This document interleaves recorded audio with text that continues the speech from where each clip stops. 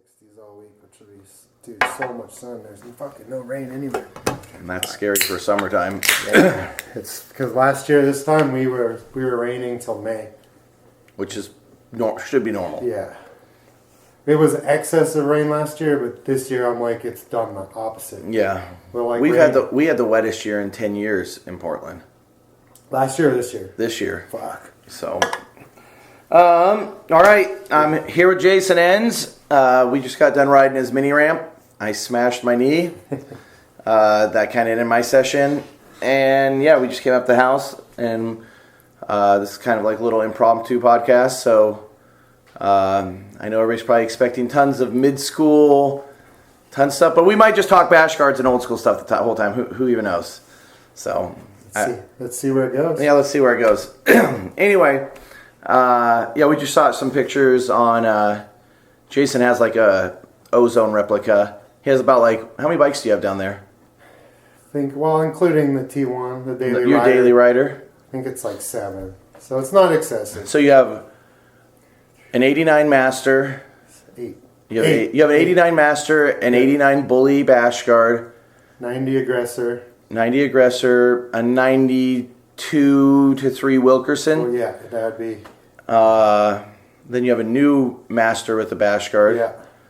Got the Holmes. Oh, you have a 90, or no, that's like a 91 Holmes or something. 91 Holmes, and then the remake, the repop Holmes as well. Yeah. So. And he rides them all. Yeah. Fuck yeah. You got to ride them all. No carpet queens. But yeah, we were just down there sessioning and got a couple pictures on the little Ozone replica, kind of pretending like, getting some Grosso vibes. So, what kind of got you... I mean, I know why you're into old bikes because I'm into old bikes, but kind of what brought you just from riding like a daily bike to wanting to just play around on all these different bikes? Kind of started like on a whim because Terry Carson was visiting, and he just mentioned like he was going to some show in Vancouver, and I said, if you see an 89 Master, grab it for me, and then one showed up. Yeah. He just sent it to me. He's like, cover shipping, just the frame, and it was in super rough shape, and then I got that, and it just sat as a frame for a long time, and then I kind of picked away at it, and as it got closer to getting completed, I got more and more stoked on it, know, and that kind of, and then John Bolchin's really helped me take it over the top. John Bolchin's from Haro? Yeah, from Haro, and he hooked up some stuff for it that really brought over the top and completed it, and I was like, wow, it was beyond what I expected, and that kind of like gave me the bug. I'm like, well, I got to do another one now. I'm like, this thing's crazy cool, so... that's kind of what started it. Did you have an 89 Master growing up? I did have an 89 Master. Oh, did you? Yeah, I didn't know that. That's why I rode one for a while, and then it wasn't the red one. It was one of those hand-me-downs where you just had all the janky shit on it. But I was so into that bike at the time, and so I was just like, oh, it'd be cool to have one like that. And I kind of thought more of just getting the frame to have it and display it. I wasn't thinking, oh, I'll get it complete or kind of even get it air correct as much as I hate it when people use that term. But yeah. Like, and once it got there, I'm like, oh, that was pretty fun. This was pretty cool. So did it ride like you remembered or anything? It's so crazy. Like they're so small, and when you look at the stuff that got done and that air on those bikes, it's a whole new respect because you got a 19-inch top tube, you got 15 plus rear end, and insane angles on the head tube. Oh yeah, probably like 73 head tube. So then you're looking at these guys doing 10, 12 feet on variations, and you're like, it doesn't make sense. Even doing like handrails. It doesn't make sense. Yeah, handrails, and like for how crappy the bike is too, you think you wouldn't even have made it through a session on one of these on the ramp. So. Yeah, that's crazy. But how is it like when you ride the old bikes? Does it make it? I mean, I know when I ride it, it's like just trying to do like a simple trick is like 10 times harder. It's just fun. Yeah, it's harder. And just cruising around on it's fun, Yeah. And then and it kind of brings you back. Like I'll jump off a curb and do this. And that. And like I don't take it too far on the old bike. It's just fun to cruise around on and ride the park a little bit. Do people trip when you bring them to the skate park? Yeah, sometimes like the people that know, and it's usually like someone's dad that's like, oh, I used to have something like that. Do any of the young kids like ask you what something is or anything? I think they already think I'm a kook at how old I look riding any bike at the park, so like they kind of avoid me. And I try to avoid interacting with youngsters as well at the skate park. Because, you know, they're like, who's this fucking narc? Yeah. You know? So I just try to stick to myself. If they engage with me... Hey kids, cool skateboard. Yeah, exactly. So I kind of avoid all that anyway. But, you know, I'm older than most of their dads that are sitting at the park. Well, like yesterday, we were at that park, and there was that little scooter kid I talked shit to get out of my way. Yeah. And I go by the scooter kid, and he's like, my dad's 35, I'll calm him down, and he'll beat their asses. And the other kid's like, my dad's 28. And I was like, I could be that kid's dad's dad. It's something to think about. Yeah, it's pretty wild. Yeah, that's funny. Well, yeah, so you had that 89 Master, I'm sure, was that right? You got that from a buddy back in the day? Yeah. How long, like what kind, I know, if everybody doesn't know, Jason grew up in Winnipeg, which is, if you don't know your Canadian geography, is like just a little bit north of North Dakota. If you know Fargo, North Dakota, I'd be basically 3 hours straight north of Fargo. Okay, so just miserable winters. Miserable winter. Pretty hot summers. Miserable summer. Absolutely humid, mosquitoes. Super plains. Yeah, completely flat, windy. How big's Winnipeg? I think probably about 800,000 people. So it's a pretty decent-sized city. Yeah, it's a decent-sized city. Yeah. Is it just oil there? A farmland. Okay. Grain, flax. I mean, all kinds of shit. But yeah, mostly just farm. Farming would be the big, you know, not in the city. The city's just a regular city. But, But it's all farmland to basically Calgary from Winnipeg. So. What year did you kind of get in riding, and what brought it to you? Because, I mean, it seems like, you know, when you start riding, the scene was so small still. Yeah, I think, it progressed the same as most kids. You're just on a bike, any kind of bike, and your intent is to jump off something. So we were doing that, and then, you know, you'd go to the store, and you're like, oh, BMX, you're flipping through. I was like probably more into, at that time, I was more into ninja magazines. Get the Ninja Stars and nunchucks, that shit so was I'm super into that, but then, you know, when you're done reading all those at the store, you pick up whatever's next to it too, and I was like, oh, this looks cool, you know, it was a BMX Plus at the time, and it was right at that era, I think the cover where someone's on the deck of the quarter pipe, I think it's Wilkerson Aaron, and someone's on the deck of the quarter pipe doing something. Probably Nori or something. Yeah, something like that. It was like probably 85. And so I think I just picked that up, and then each month I started picking them up, and I was buying them, and slowly got into it, and then you're like, damn, this is cool, and you're like, I actually need a BMX bike instead of the banana seat. You know, I had the banana seat bike. Like old Schwinn or something. Yeah, probably it wouldn't even have been a Schwinn at that point, but Sears. Exactly, Sears Special, and then you got the BMX, and then gravitated towards kids in the neighborhood that had them, and then it just kind of spiraled from there. What was your first real bike? I had a Kuwahara. So my neighbor was into it at the time. They were older. They were probably at least 5-6 years older than me. How old were you at this time? So we moved. I'd been into it before, but I'm still kind of dabbling, you know. I'm young. I'm not really Foot's just in the water. I'm not learning tricks or doing it. I'm just kind of riding around and jumping off stuff, thinking it's cool, read magazines. And we moved, it would have been grade 5. Would have been 86 or something? Maybe a little later than that, 88, kind of that.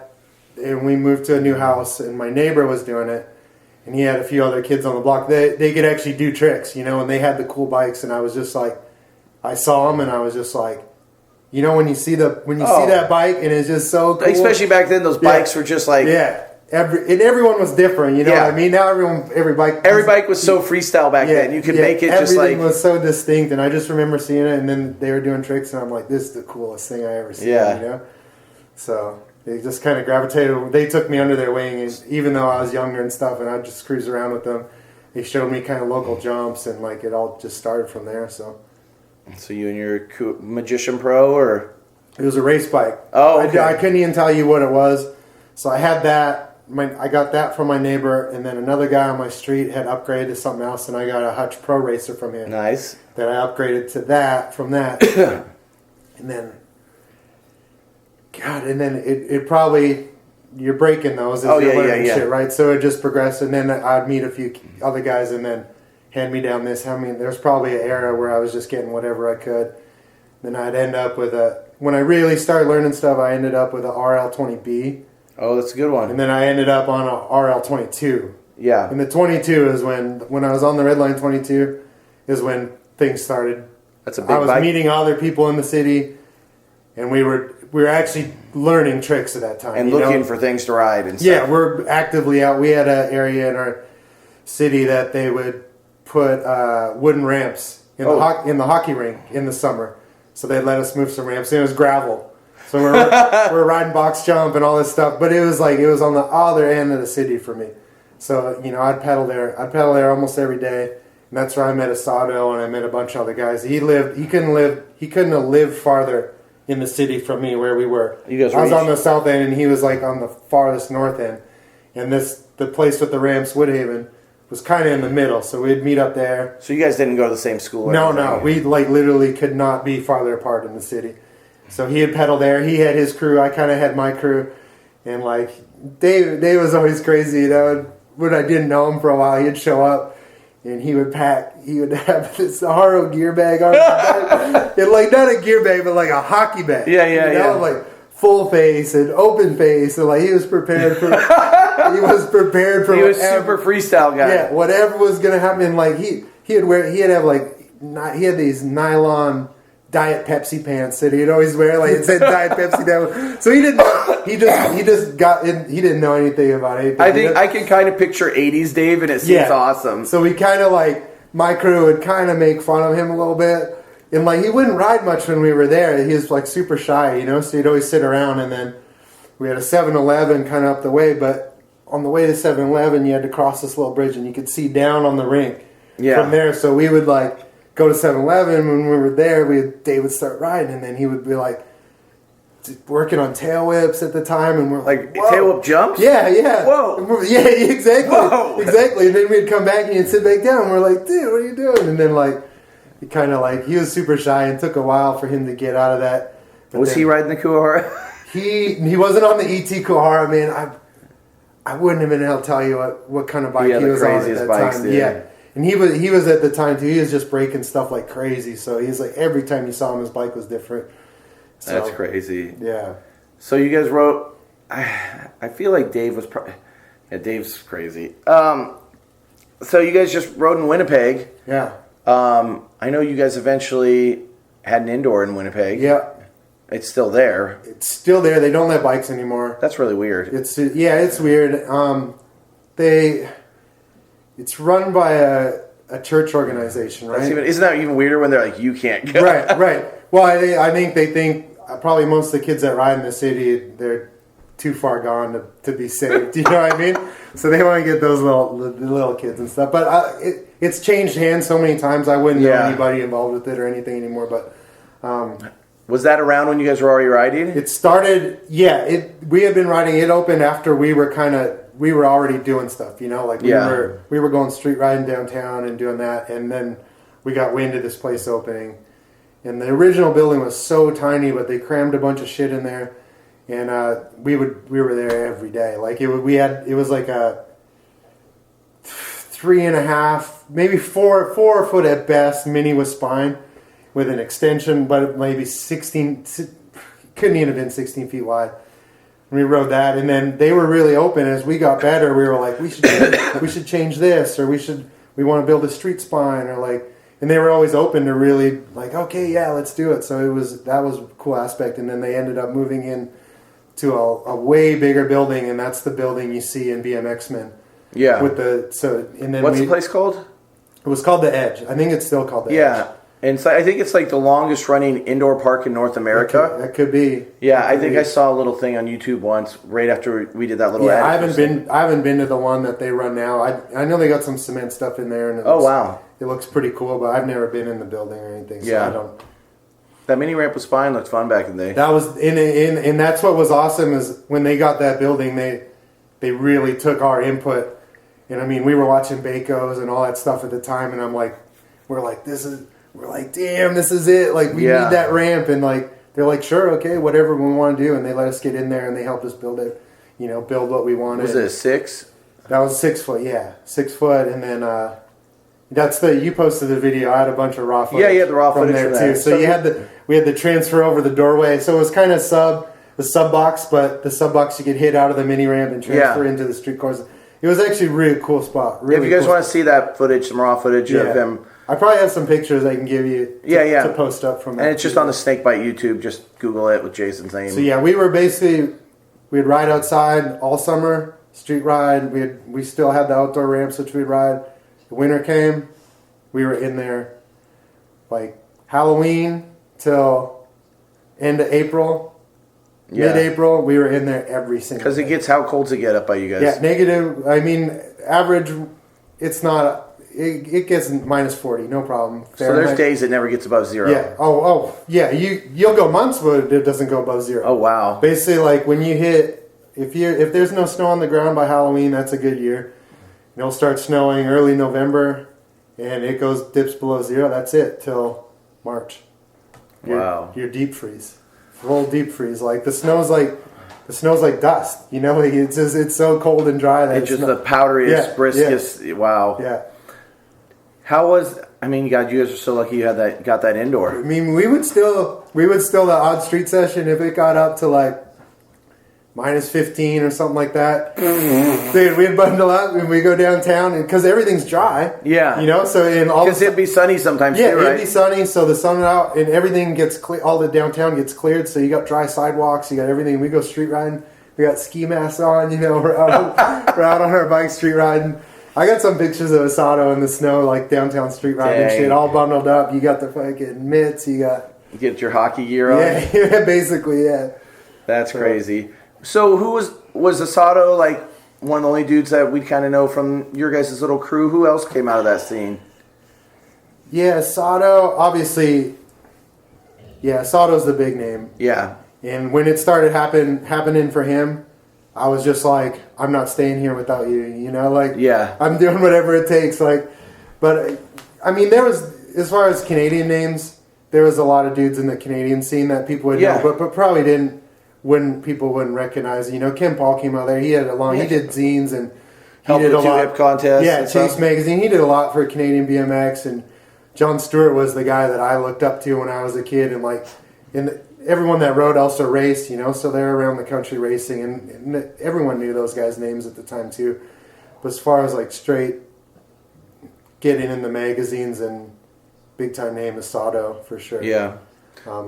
How did when you guys lived in Winnipeg? I know when I first met you. Was that when you guys went to that Nelson contest? Was that your first big trip traveling, or did you?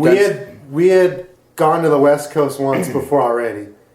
You said you went to Scrap once too, right? We went to Scrap a few times. Yeah. Those are a whole different story. We'll get into that. Okay. But I think when I was 16, I didn't even have a driver's license yet, and then we wanted to go to Vancouver because our friend Kevin Radowitz had moved out there. He's a little bit older guy in the scene. I think I've heard that. And we looked up, and he had moved to Vancouver, and he's like, "Come out and stay with us," you know. And I'm like, "Dude, we gotta go." I'm like, "It just looked. If you're Canadian, Vancouver's the Holy Land. It's LA. That's the California, right? Yeah. They had Sealand, and those are the cement. There wasn't cement parks at the time, but China Creek and Sealand were there, and we're like, and Whistler was there, right? We're like, this is concrete. We couldn't believe it, you know. Yeah. So we're like, we got to go, and I somehow convinced my parents to lend me the car, even though I didn't have a driver's license. What? I convinced them to lend me the car for my friends to drive because Dave Asado had a license, and my other friend Dave Hawthorne had a license, and another guy Jeremy Enns, no relation. Yeah. He did a zine and stuff too. So my parents, I think we were gone 2 weeks. I don't even know how they lived without the car for 2 weeks, you know. And we were like, it was a big orange Caprice Classic, you know. So this big ass car and 4 of us. And Asado, we didn't have a bike rack. Asado welded up a bike rack that went on the trunk because of these 4 bikes. The car came back destroyed. My parents were so pissed. The bike rack had just tore the trunk apart and everything. But yeah, so we went out there and we rode with Kevin. We went down to Seattle. We rode. Oh, wow. I think we might have met Toast. We went to the jumps at maybe Green Lake? Green Lake, probably, yeah. So we did some jumping and shit. And the border was so easy to get through back then. Yeah, and that trip was one of the first trips where we were like, wow, I'm like, it's too big. We got to go. We have to get out here. There's stuff out there. Yeah. So we had done a few trips. Me and Asado, his parents had drove us out to Medicine Hat one time as I was corresponding with a guy that did a zine as well, and he's like, come out. So Medicine Hat would have been about, I can't even remember now. It was a long drive. It was definitely over a 12-hour drive. Yeah. So Dave's parents drove us out dropped us at this guy's house who I'd never met before, and then they had his mom and his dad had a family vacation, you know, a little vacation without us, and then they picked us up in a couple of days. Was there stuff to ride medicine? Yeah, they had like a ramp with a mini ramp with a hip and stuff. So it was actually super fun. Yeah, it's crazy cool. And then we did that trip to the West Coast, and then we came back, and then that's crazy. We were in Winnipeg, and then it's crazy you met Toast. Yeah, of all people. So. And then, Nelson, we heard Nelson contest, so we're like, dude, we got to go. Yeah, the first, was there a Nelson before the 94 one? I wouldn't know. 94 was your first year too? I couldn't even tell the year, but probably. That was the one I met. Yeah, that's when Dave was on the Kuahara and stuff. Yeah. That would have been the first one. No, I think we might have did one before that, actually. Okay. Yeah. Yeah, I think we might have did one before that. Yeah, those contests, you guys, I mean, I don't think most of the world or country even knows about the Nelson contest, but if you lived in, I think, Canada or the Pacific Northwest, there was a hot time in like the early 90s where these were the contests. Yeah, and Winnipeg to Nelson was over a 24-hour drive, straight solid driving over 24 hours, and we're like, there's a BMX contest, we have to go. Yeah, you know, so we at the time, I think it was my friend Brian Zilke. He was the only one with the car, or his dad let him borrow the car, and it was a two-seater pickup, and 4 of us went. Who went with you guys? Fuck, man. Me and Asato for sure, Brian Zilke, and then there was someone else. And okay. I feel bad not remembering that, but... He's listening right now, shaking his head. Like, and we rode, so we would switch off, two people in the front, and 2 people in the bed of the pickup. Would you just have hella sleeping bags and shit? Yeah, it's for 24 hours, man. And we didn't have money for a hotel or anything. We'll find somewhere to sleep when we get there, you know. And we showered in the lake and So it was July. Was it July? Yeah, so it was pretty warm. I jumped in the lake. Summer in Nelson seems awesome. Summer in the Kootenays, I mean, amazing. So it wasn't a hardship really at all. If you had a sleeping bag, you're doing good, but you're just like, we have to go. Yeah, that contest in '94. I mean, for me, that was like I just got out of high school and I quit my job to go to it. I was at the border and I worked at Wendy's, and I just moved out of my house. I was 17, but I called Wendy's and told them my parents were getting a divorce, and I had to help my mom move her stuff out of the house. And I'm like, I don't know when I'll be back. And then we went across the border, and it was one of those things where I was like, you know, you're so, because you'd see a couple things, videos, but you didn't know what was going on around you. Yeah. And there were so many different types of styles at that contest. And I think Canada's still, I'm sure there's places in the U.S. that are exactly the same. And I'm like, you can go back to Winnipeg now, and there's dudes that ride that are into riding and they know about riding. And then there's dudes that don't know anything about riding, but they ride. Yeah. They'll be at the skate park. They don't know anything about bikes and if their bike works. They're just riding. And they're dude. Jay did a qualifier for Metro Jam in Winnipeg, right? Mira. Yeah. So they got some really good skate parks there, and they have a really big one downtown. So Jay came to do this qualifier for Metro Jam, and Jay wasn't really riding. I don't think he was riding too much at the time anymore, or maybe he was. But Jay had some crazy style sometimes. So he rolled up on the park, and then he was like, "Oh, you mind if I take a ride on your bike?" And then some guy's like, look at this fucking clown, thinks he's gonna ride, and it's fucking Jay Mira, and I'm like, and the kids just didn't know who anybody was, or even if you said the name, they would be like, well, I don't get it, but they're good at bike riding, which is crazy. But they're so far out there. They just don't, they're not into the bike riding as like a community. It's more of an activity to do rather than immerse yourself. Yeah. So. You guys hear grunting? It's just Jason's dog grunting. She's trying to snuggle up. Let's talk about that Nelson contest, because I feel for that era, it kind of opened things up, I think, for the whole Northwest at least. Yeah. I feel like that connected at least 5 crews at that time. And I met a lot of guys, and we met, so we're in Winnipeg, Nelson's here, there's Saskatoon, there's Medicine Hat, there's Calgary, there's Edmonton. You go through all these places on the way to get there. And we didn't know a lot of people in those places. So we go to Nelson, and now we're meeting people, and we're like, oh, you live in Saskatoon. You're only 8 hours away from me. And then, we got to rent, Darcy and Cecil. Where was Darcy and Cecil from? They were in Saskatoon, and then they had the mini ramp in the backyard. So we're like, we got home from that. Oh, we got to go see what these guys got going on in Saskatoon, So now we meet these guys. So did you guys meet those guys at Nelson? It's a good chance. Okay.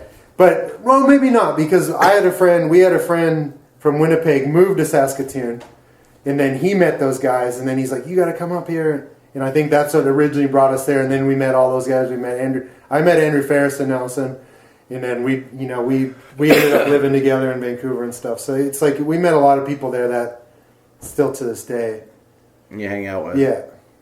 Yeah, because I remember that Nelson I went to, I met you and Asado, and Asado literally made me feel like bike riding was 20 years ahead. Like, this is 94, and he did it. First trick in his run was a Canadian bar spin on 8-foot quarter on an 87 Kuwahara Bravo. Yeah. Like, Bravo Pro modified. Oh, super modified, like extra plates for dropouts. He cut off the chainstay standers. Oh, he did, yeah. Yeah, so he cut that off and welded an extra. God, it had to be quarter thick at that time on his grind side.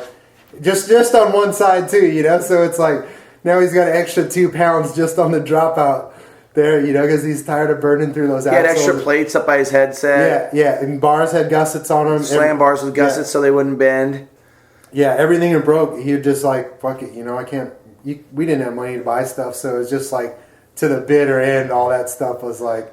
That bike was so insane, and he murdered. Like you were murdering the mini ramp. I could barely peg grinding. I remember you guys doing like 2 half bar spins and stuff, and I was like, "What? People do this?" Like, and then who was all that? You. That was yeah. There was you, Asado, Greg Axford, Cecil. Siggety was doing. Siggety was so dialed. I remember going there and being kind of in awe of Siggety because he was early pulling flares. We were kind of doing stuff, we could tail whip, but it would take a long time. This many tries and we could pull it, but then Siggety's like, every run, boom, whip the spine and do that, and you're like, how is he this consistent? He was so. I don't think people know how dialed he was. Yeah, I went there and I remember he did a vert run because they had a little 9-foot vert ramp. He did a flip fakie, and you never saw people pull it every time. Every time he'd pull it, he did a flare. I have actually photos from that contest of him doing those and then he would just everything was just dialed like. But he had a crazy, he had like chest protector. Yeah, but it was like not the kind that it was just like, oh, you see the guy's head when you had to get one and you got maybe like the cheap version. Somehow like it almost looked like hockey pads, but it was still like. So it's like he had a wild. And you're just like, who are these people? And everyone's like, everyone's good, and not even that everyone would be good, but people were doing different shit that lots of different stuff that you hadn't seen and that you've never even thought about doing, and you're like, whoa, this is crazy. Like you guys were doing tech stuff, he was doing vert stuff. Then you had Simon Barry and Dom Mock just come in and do. Simon like ripped his eyebrow ring out trying to 720 the box, but he was going so high. Dom almost front flipped the box in 94. Then you had Chad Spooner and Sean Yarl come up. Everybody, I feel like everyone was the scenes were so disconnected that you fed off each other, and then all of a sudden when you came together in Nelson, everyone was like, what the every crew had different styles, and you're like, you could be like, oh, that guy's from Kelowna, he's riding like that. That has to be like, he's been riding with Dom or Simon, and everyone, every spot had a different thing going on. Yeah. So it was like, and then you came together, and it's just blowing your mind whether something was better or not wasn't the point. You're just like, whoa, is this mind blowing on its own level for being completely different than what you're used to seeing. I remember we felt like we're just like weird redneck kids up here with like Dave Tom and stuff. And then you're in Canada. Now you can drink. You're 19. Close enough that they might not question you. 16-year-olds were in the bar. I remember I lost my mind because I was only 17. I bought Subway $20, and they take American money. They're like, no, we'll take that. Yeah, and we'll take it at par. Yeah. And then they gave me like $25 back Canadian, and I got a sandwich, and I was like, what's going on? I just like stuck the money in my pocket and like walked out. And I remember I got outside. And I'm like, they messed up. I got extra money. So after Nelson, you're still living in Winnipeg. Yeah. What kind of brought you guys? Well, let's do the scrap thing because you told me some of that scrap stuff yesterday and it was funny. Oh yeah.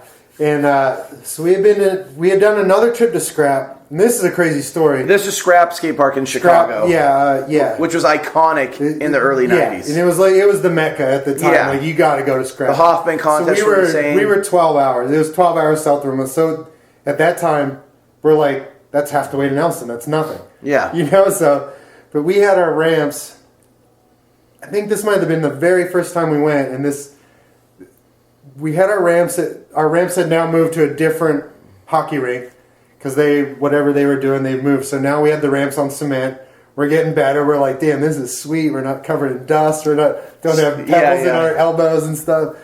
And then this guy came around, and he's like, oh yeah, I'm from some religious organization. You know, I have a church, and we're thinking about building some ramps. He starts talking to us. Nowadays, I mean, any grown man walks up to a skate park and starts talking to kids out of the blue. It's weird. Yeah. So he's talking to us, and he's like, we're thinking about building ramps. Do you guys have any input? And we're like, oh, yeah, build this, build that. And he's like, if you had to, show somebody what a world-class, venue looks like for a skate park. And we're like, Scrap, Chicago. And he's like, well, could we go there? And we're like, yeah. Yeah. And he's like, okay, you guys would go with me down there? And we're like, that's so creepy sounding nowadays. We're like, yeah. So how old are you? We were like, oh man. I mean, you and Dave are like the same age. This is like 15, 16. Yeah. Right? So maybe even 17. So we're still a little creepy. It's definitely creepy. Absolutely creepy. And our parents are like, oh, he's from a church? Yeah, of course. You can go with him.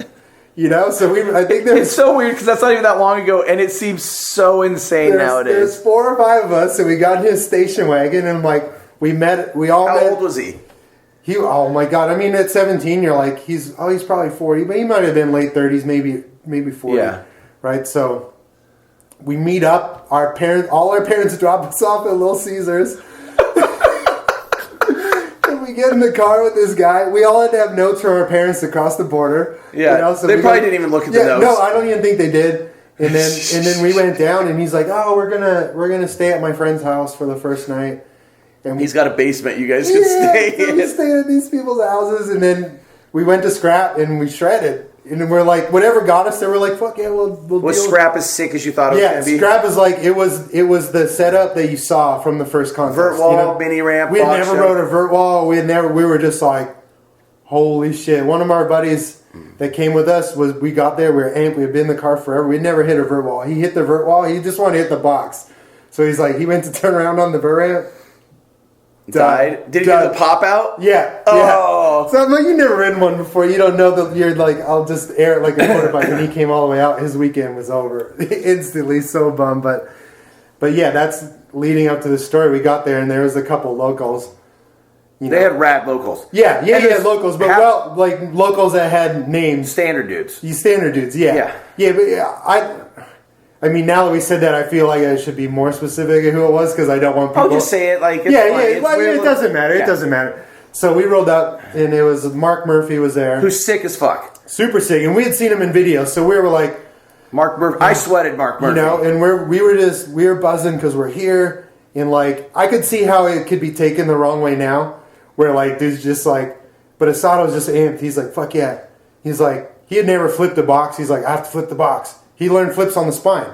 He had never over his spine. He learned flips over his spine. Yeah. So he's like, because we didn't have a box, which is so much gnarly. And it was in the first version of the Edge. They didn't have room for a box, so we made a street spine, and he had to start in the bathroom, turn his bars to get through the door of the bathroom, and 2 cranes and flip the spine. Oh my God! That's how he learned. So we got her. He's like, flip the box, and he 7'd the box. He flipped the box. He's so good at 7. Yeah, so good at 7. We're just pumped to be there. So we're just running through every trick we can do. We're running through. Was he on the Kuahara? I think he might have been on a Mongoose, the hooligan at that time. Okay, so he had a normal bike. Yeah. So we're just running through tricks, and Mark kind of got pissed off, just fucking shows up, and you could see how they'd be taken the wrong way. Yeah, we were just young kids, and we were so pumped, and it was a crazy scene. And then we found out later that he was pissed, and then you feel shitty because we're like, dude, we knew who the dudes were, and we're just trying to relate to him on a bike ride. Well, the thing when you come from areas where there's not people, in your head, picture them being 1,000 times better than they are. Right. So sometimes when you're not around them, you're saying stuff with Dave, you push yourself so much harder that when you get there, people are like, what the fuck is wrong with these guys? That was basically, I think, who are you trying to show off to? And we're like, dude, we're part of this. We're here. We're in it. We're here. Like, and then we're like, like I said, you gravitate like, oh, I know how to ride mini spine. So you're like, oh, I'll go run through every move I know how to do there, and then I'll move to this obstacle. And like, so I could see it, but whatever. It was all fun and good intentions. So. I always wanted to ride that place. It seemed epic back then. Oh my God, it was so good. We ended up there. I went to the BS, I think the first BS, but I didn't ride it. I was so intimidated at that time. That was a heavy contest. And it was just like, heavy. Shit was going down. And that's what the Colin did, the transfers and stuff. Yeah.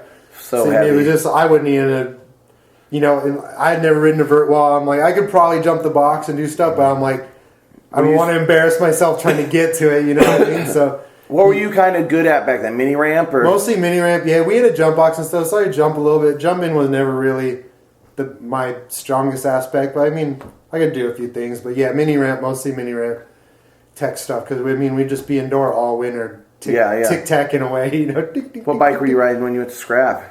I feel like I would have been probably on my home. My homes are I had a chrome dirt bike after that, so it would have been one of those. I always like knowing what bikes people had in certain eras, just because it paints the picture a little better. Because I went to I don't know what year it would have been, but maybe the same year, the Lake Owen BS. Yeah. And I was on the Yellow Homes at that time. Did you enter that one? No, we didn't enter. Again, this was another situation too where I didn't have a driver's license yet, and we wanted to go so bad. My mom ended up renting a car for my friend that had a driver's license. I think I was only 15 maybe, so I didn't, and he was maybe 17, so he had a license. My mom rented him a car, which was a huge ordeal. Now renting a car, you just, give him a credit card and you're done. But she had to write notes across the border, and we had this rental car, and we went down. We didn't have any money. We drove down to Lake Owen, slept in the car for 3 days, and we're just in awe. That's when the standard guy, they showed up with the first standard at that contest. Oh, wow. And we were just like, well, I was on the yellow. I'm like, I need that. I was on the Yellow Homes, and I think I went through another Homes and a dirt bike, and then I'm like, I have to have one of those standards. They looked insane. I remember my buddy Frank got one, and I was like, you were just like, holy shit. Yeah. And I remember I had a few dollars for something, and Big Island was selling DX pedals. He had a couple boxes of DX, and I was just like, I bought a red pair. How much? Dude, I can't even remember. It would have been pennies. The fact that I had enough money to buy them means they were like dirt cheap. So, and I was just like, okay, we're going to be home tomorrow. I could probably make it without eating if I buy these pedals, So I bought them. I had those things. They were on so many bikes of mine. That's crazy. So, you guys are doing all that stuff. You're kind of, I feel like when you're Canada, especially at that time, you're like, it's only natural if you're into that stuff that you do end up trying to move to Vancouver. Yeah. That would be, that's... Because there's skate... I think even when you're not riding bikes, your ultimate goal in Canada is to get to Vancouver. What's the indoor skate ranch? Which one? In Vancouver? The Richmond Skate Ranch? Yeah. Was that there when you guys started going? We rode, on that trip. On that trip I talked about where my parents lent the car, we rode that. And we had never really... we were used to our indoor... But that one was set up different with hips and things were connected, and we were just like, crazy. Whoa, super cool. Yeah, we rode that there, and then I think we went to Saskatoon, and Darcy and Cecil had a contest, and we went for that, and Dave killed it. And I think they were just kind of starting basic at that time, and then they talked to Dave about getting on basic, and then they moved their operation to Vancouver, and then Dave's like, I should go. And then he was going to move there for a few months, like for the summer or something. I'm like, I'm going. Like, whatever I got to do, I'm going. Like, So I worked. I was washing dishes at the time. I just saved every penny, and I'm like, I'm going with you. Now it took me 3 or 4 trips before I became permanent. I'd run out of money, and I couldn't get a job. And I'm like, I got to go back home. And man, as soon as I got home, and I talked to them, and they're riding. Oh, we went and rode this. I'm like, I'm back home, just like tearing my face out. I'm like, I got to get back out there, man. I got to get back to Vancouver. And then you guys all ended up with a house out there, didn't you? Yeah, because we all originally, Dave moved into the basic house, I moved into the basic house. What part of Vancouver that was in Coquitlam. Okay. So we were in the same general area for almost the whole time with when 10 pack started and all that. That was in Port Coquitlam, so that was just one, few miles away. It's just one town over. But that's when I'm like, I'm going. I have to go. Yeah. And that's kind of right when Basic was starting to gather steam, get momentum and stuff. And I wasn't hooked up or anything at the time.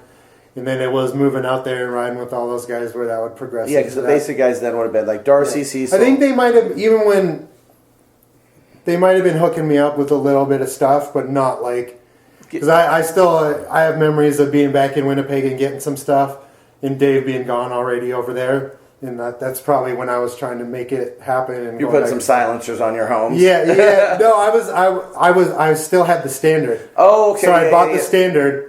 And then I took put Basic stickers on it, and I had the silencer, So it was basically it was and I still had the strip bars. I had the full Standard kit at that time. Like, so I loved hand grenade pegs. And then for me, the having the Standard was perfect because I'm like, I just switched the stickers and now I was on Basic. I didn't have to get a new bike or anything, It was Darcy's like sick. yeah. They're like, well, you already got the bike, so we don't need to give you one of those. And I was like. I was just as pumped to get some whatever they gave me at the time, So. Yeah. Were you guys? Yeah, I'm trying to think like around that time. I mean, I know I bump into you guys and stuff, and I mean, when did the magazine start kind of noticing that little scene you guys had up there? Cecil got us to a few contests. We went to Providence, B3. I think that was one of the first B3 when it changed to B3 or whatever. Yeah. So he got us all up to that, and that's when I got my first picture in the magazine at that contest. What were you doing? I had a picture in plus from that contest. I was ice pick grinding the rail across the fun box.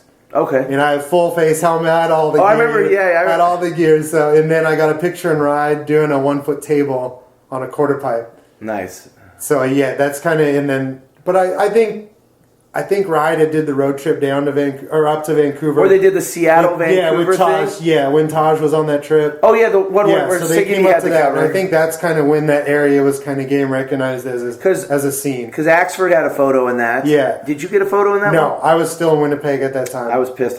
All my friends got photos. Yeah. Brad McDonald shot a bunch of photos of me at the trails. But that's when it started getting tangible for me, too. And I'm like, I know these guys, and they're in the magazine. I'm like, this can happen. It was probably crazy seeing Siggety on the cover. Oh yeah. But that it made everything real to us. I'm like, oh yeah, like we can. I mean, out of everything, Siggety was probably the first one, the big sponsor, wasn't he? Yeah. I mean, excluding Jay, obviously. Yeah. But did you guys know Jay back in Winnipeg? And Jay was always like, we obviously knew the name. And Jay was from Thunder Bay, so he would have been about 12 hours east of Winnipeg where I was. And they would throw a contest every year called the Crusher in Winnipeg. And we'd be allowed to move the ramps up from the gravel up to the cement tennis courts. Yeah. So we took that over for the weekend, and then there would always be rumors that Jay Miron was coming, and we're like, fuck, we don't want to see him. Because Jay was he'd blown up like 5 years earlier. Yeah. So, and he was still, I think he was still like, he wasn't as big, he wasn't like huge yet, but he was like the guy from Canada doing it, so everyone knew his name. And there would always be rumors that he was coming and stuff, but I never got to see him at the Crusher. And he moved out to Vancouver fairly early. I think he went down south before he went to Vancouver. Really? I thought he was in like Vancouver in like 89 or something. I don't know if he was living, I didn't know him enough to know if he was actually living there. He was definitely on the scene there. He had the photos from the Richmond Skate Ranch during the Decade Air on the Hutch Trickstar. So he was definitely there. I don't know if he was living there or what the deal. I was too young to know what was going on with all that at that time. But Siggety was the guy, like the first, like Hoffman bikes. We were like, oh, damn, Yeah, she's going for it. Growling. Well, yeah, I mean, you got the basic stuff going on. I guess, right, I mean, maybe some of the first stuff people really saw of you in videos was maybe like the Infection videos. Yeah, Infection. So a few of those are probably, some of those clips. And the Canadian videos? Yeah. Canadians, I was living there at the time. Infection was probably one of those times where we'd come out for a month or something and then go back to Winnipeg. Okay. But yeah, around the Canadians 3 era, that's when we were living there. Like I'm like we were. Those are almost like a basic video to Wheel. Yeah. Essentially, it was. It was a scene video, but like everyone was involved. Yeah. On some level with basic. Canadians 3. Did they have parts or was it mixed? It was just always mixed. He would jumble it up as like someone might have 10 clips in a row, but then also have 10, 20 more clips thrown into the mix. Was that? I'm going to say his name wrong. Was that Francis Dubois? No, Yannick did. Yannick Dubois. Yannick did Beer, Sex, and BMX and High Rollers. Yeah. Jason Brown was Canadians. Okay. He did Canadians A. So Jason Brown did the Canadians video. Okay. Yeah. And Jason, is he Vancouver? All those years that I lived there, he lived there. I don't know if he was originally from there. But he lived there as the whole time I was there. Yeah, because I think that's like if you weren't from the Northwest or Pacific Northwest or West Coast of Canada, probably that's where people started first seeing you and Asado as the Canadians videos and the Infection videos.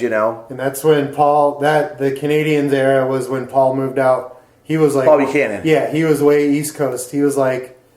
He was by Kink guys. St. Catharines or something. Yeah, he was right by. So Kink was hooking him up, kind of his parts and stuff. Yeah. And then he got on Basic, and he moved into the Basic house too, and we were all living there. Wow. So that was a crazy era. Dude, there's so many heads. And I don't even feel like anyone had intentions of trying to quote unquote make it at the time. It was just like you got to Vancouver because there was dudes to ride with and stuff to ride. What parks were going to Vancouver then that you're riding? We were, I think. Surrey might have been brand new at Bear Creek. Oh, the tube jump boxes and stuff. Yeah, but there wasn't even really some. White Rock was brand new right at that time too. Oh, White Rock's that young. The bowl had always been there, but the other stuff. add-on. Okay. And there was crazy skate hate there. In which at White Rock? Yeah, when you look at it now, because it's all just asphalt and stuff. Like you couldn't even imagine anyone even giving a shit about that park, but. So those were just starting to pop up. Sealand was around and Griffin and all those, but that was just fun rolling around. We were riding a lot of street at the time. Few people had... Street was good. And we were going down to Blaine, Washington, riding Jarek's house, riding Andrew's house. Yeah. And Andrew changed his setup so many times. There was a lot of cool Those were full skate parks. Yeah, Andrew's was a full skate park. So Andrew Reiser and Jarek Naslin lived right across the border in Blaine, and if you watch like Schwinn, American Muscle, or the Infection videos, you're going to see these epic outdoor ramps that are like way too epic for the time. Yeah. And that's their house. They were just the most insane backyard ramps probably in the world at the time. At the time. Yeah, gosh, Andrew's ramp. I remember the first time I went there, it didn't even seem real. Yeah. And you're just like, whoa, what the hell? Yeah, it was so much stuff. Yeah, and he always had something going on somewhere that was like, you had the main mini with the spine and the hips off that and stuff, but he always had something brewing that you're like, what is this? And the Blaine guys at that time were starting to be good. There was Andrew Reiser, Jarek Naslin, Matt Puro, Rich Hirsch. That whole scene was coming and they were all like mini ramp champs. Yeah, totally. And that was everything was, but as far as we didn't really we were just riding a lot of street. And we didn't have cars, so we were just pedaling wherever we could pedal from the house. Was the trains going up then? You couldn't take your bike on the train yet, and the train didn't go to Coquitlam yet at that time. So we were kind of stranded. We'd have to wait. If Greg got off work, we'd get in the truck with Greg and go ride whatever. Or go do, or even Jason would always drive you around, because he always wanted to film stuff too. So whoever was around that car, we'd go wherever they're going. Who cares? We'll ride whatever. And you guys started going to some contests and stuff then? Basic, we went to a few B3s. Cecil took us to the Worlds in Amsterdam that year. Really? Pretty crazy. Yeah, we went to Amsterdam for the Worlds. Then we came back. We flew back to the East Coast of Canada, rented a car, and drove down to New York B3, Riverside. Oh, I do remember that. So contest. We did that. We hit that stretch, and we rode those comps. And that Providence, I turned pro in Providence, actually. I remember the props with you having some clips. So I rode amateur in Providence, but I just wanted to ride more. So I'm like, I'll turn pro too, just so I can ride again, And so I did that, and then I had to ride pro at Riverside, and that's where I started. I did good there. I qualified, and I qualified for, I think I qualified for X Games at that one or wow. at Virginia. So that would have been 98 because I rode 98 X Games. That was the year I qualified. That was the year I saw you at McKinney's house. Yeah. So that was That was my first trip to California. That would have been 98, and I was on Kink at that time. So in between those contests, is probably when all the basic stuff kind of fell out. I mean, don't have to get into any of that, but so then I'd moved back to Winnipeg, and then I came back time. That's when all the basic stuff kind of fell apart. I was in Winnipeg. I mean, with the basic stuff, it was just basically you had a bunch of teenagers running the company. It's just bad business, exactly, right? I mean, it's not like somebody. It's just everybody was really young. Yeah, exactly. And the company just kind of couldn't sustain itself. So I had gone back to Winnipeg for a few months to work and live with my parents and save up some money. And that all kind of happened at that time. And I remember Sato calling me. He's like, shit's crazy. Everyone's moving out of the house. Damn. And he's like, we're going to get another house. If you're moving back, and I'm like, yeah, I'm moving. Whatever you guys are doing, I'm in. And so they got the house in Poco, and that's when Jay did the 10-pack. And then and Dave got on Schwinn. Yeah. Dave would have been on Schwinn before that already at that point. Oh, he would have been because he was just writing basic stuff on Schwinn. Yeah. Like Basic was like a co-sponsor kind of. Yeah, he was. I mean, Schwinn offered him a deal that even Base is like, dude, this is the opportunity to see the world. So there was never any bad blood with those guys about that. But and then you were kind of just sponsorless there for a minute. Yeah. And I mean, I was on Basic. They got me to contests and stuff a few times. I didn't. But it's your homies. They didn't pay me or anything like that. So, so I'm still working and stuff. And then I'm back in Winnipeg. That happened. And then, so they got the new house in Poco, and then I moved back, I think in January or February, and then I was permanent. I got a job. Where'd you work? I was working at Boston Pizza doing prep cook. Nice. But it was perfect because I'd get up early, get to work. I was off by 3. I'd usually come home, sleep an hour or two, and then we'd ride the ramp till we'd ride the mini. They had the iconic setup that everyone remembers. Jay just did insane shit on. And so we'd ride that till 9 or 10, and then we'd go out and party.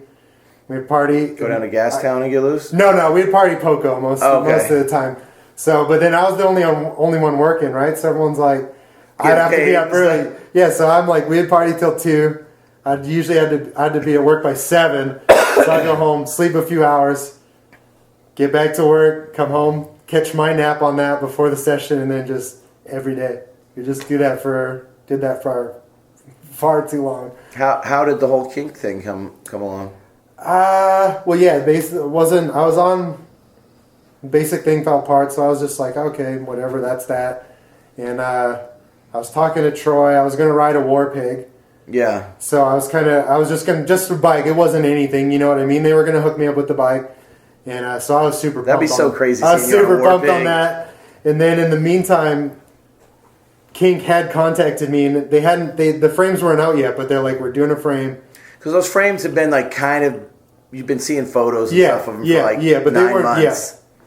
So Zach hit me up, and he's like, they wanted to put me on, and I was like, sure, like, awesome, yeah. Did that help that Paul had gotten stuff in the past? Yeah, I think so. That probably helped as well. And he made the connection anyway, or whatever. I don't exactly know who put me in touch, or I didn't seek them out, but I was like, at that time, anyone wanted to give you anything, you take it. Yeah.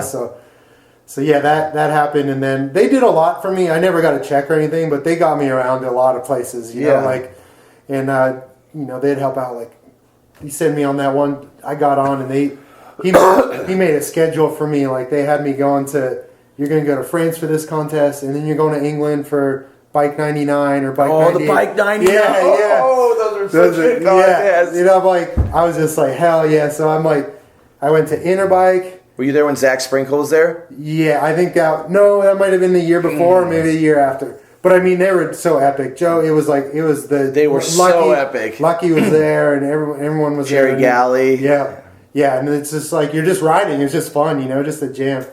So, they had me, I was gone 3 months. Wow. Straight. 3 months straight. You were living it. Yeah, so he's like, he scheduled, and he's like, then Marco from Prop's going to pick you up from this when you come back from Europe, and then you're going to sit there. He's going to look after you for 6 days, and then Road Fools are going to start from there. and like all that. Road Fools was before. The Road Fools 3. Kink got me on Road Fools 3. Okay. So I got on, and then he's like, "You're gonna go do this trip with Prob." And obviously, I'd seen Road Fools, so you're like, "Holy that's shit." crazy. Like, you know, and it's like, if they called me the silent shredder just because I was just like so nervous. I'm like, I don't want to say anything stupid around anybody or anything. So I'm like, if you don't say anything, you can't say anything stupid, right? That's crazy. So I was just like, shut your mouth and listen and just ride. And and then I got.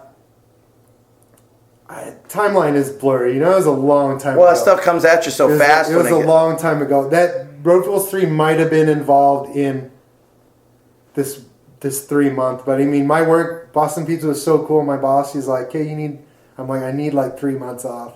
She's like, "All right, when you're back," because she knows, like, she knew what I was into and stuff. Yeah. She's like, "When you come back, your job's here, you know." And then on that trip, I hit a whole bunch of the Hoffman series. That was the X-Up All Right. That was like Richmond. I think that was all on that 3 month span. And I think it was at Richmond contest. Mike Ardeline gave me.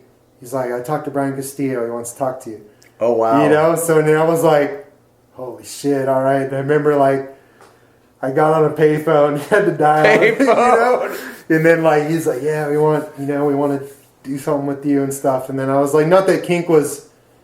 I'm traveling, I'm doing it, it's awesome. And I talked to Zach, and he's like, "They're making you an offer that, I mean, you have to take it, you know, I can't do that for you." Yeah. So I'm like, and then, you know, and from that trip, I'm like, Brian flew me out from my Kink trip to California. Yeah. So I'd heard the trip ended with Road Fools 4.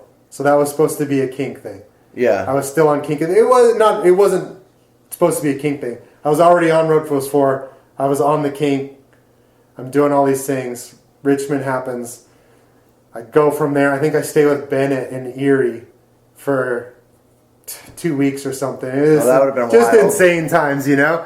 And the volume came while I was staying with Bennett in Erie. And then we went... He was on S&M though, right? He was on S&M. And it was volume... I know there's some conspiracies about what happened with that. Maybe I don't know anything about it. I honestly don't know anything about it. But I got the Hellion when I was staying with Bennett, and I remember, man, the original Kink Empire was pretty rough. It was a pretty rough frame. No offense to Zach or anything. It was pretty rough. And man, when I pulled that Hellion out of the box, I was just like, yes. Yeah, I'm like, I was so pumped. Yeah, and then we did Road Fools 4, and then after Road Fools 4, I went out to California, and then we shot some ads with Brian, and kind of started the idea of the Destroyer at the time. So, what was when you were doing all the contests? What's kind of like the best you did in a contest? I was always because you were hot on the contest scene for 4 years. I would always fall apart. I was never good. I would always just fall on dumb shit, and then I'd get flustered and like. But that year at X, at 98X, I was like, I did good. My first run was good, and I was like sitting in top 10, and I was like saving like, okay, second run, I get the good run under the belt. Second run's gonna be like, we're gonna fit. I felt good. Course was good, and I before I left for San Diego, I broke my profile cranks. And I'm like, Dave, I need you to fix these, because he was going to do something before X, and we're going to meet up at X. So they'd always let me stay in the Schwinn room. You were just going to have Dave weld them? He did weld them. And I'm like, yeah, I'm good to go for X, right?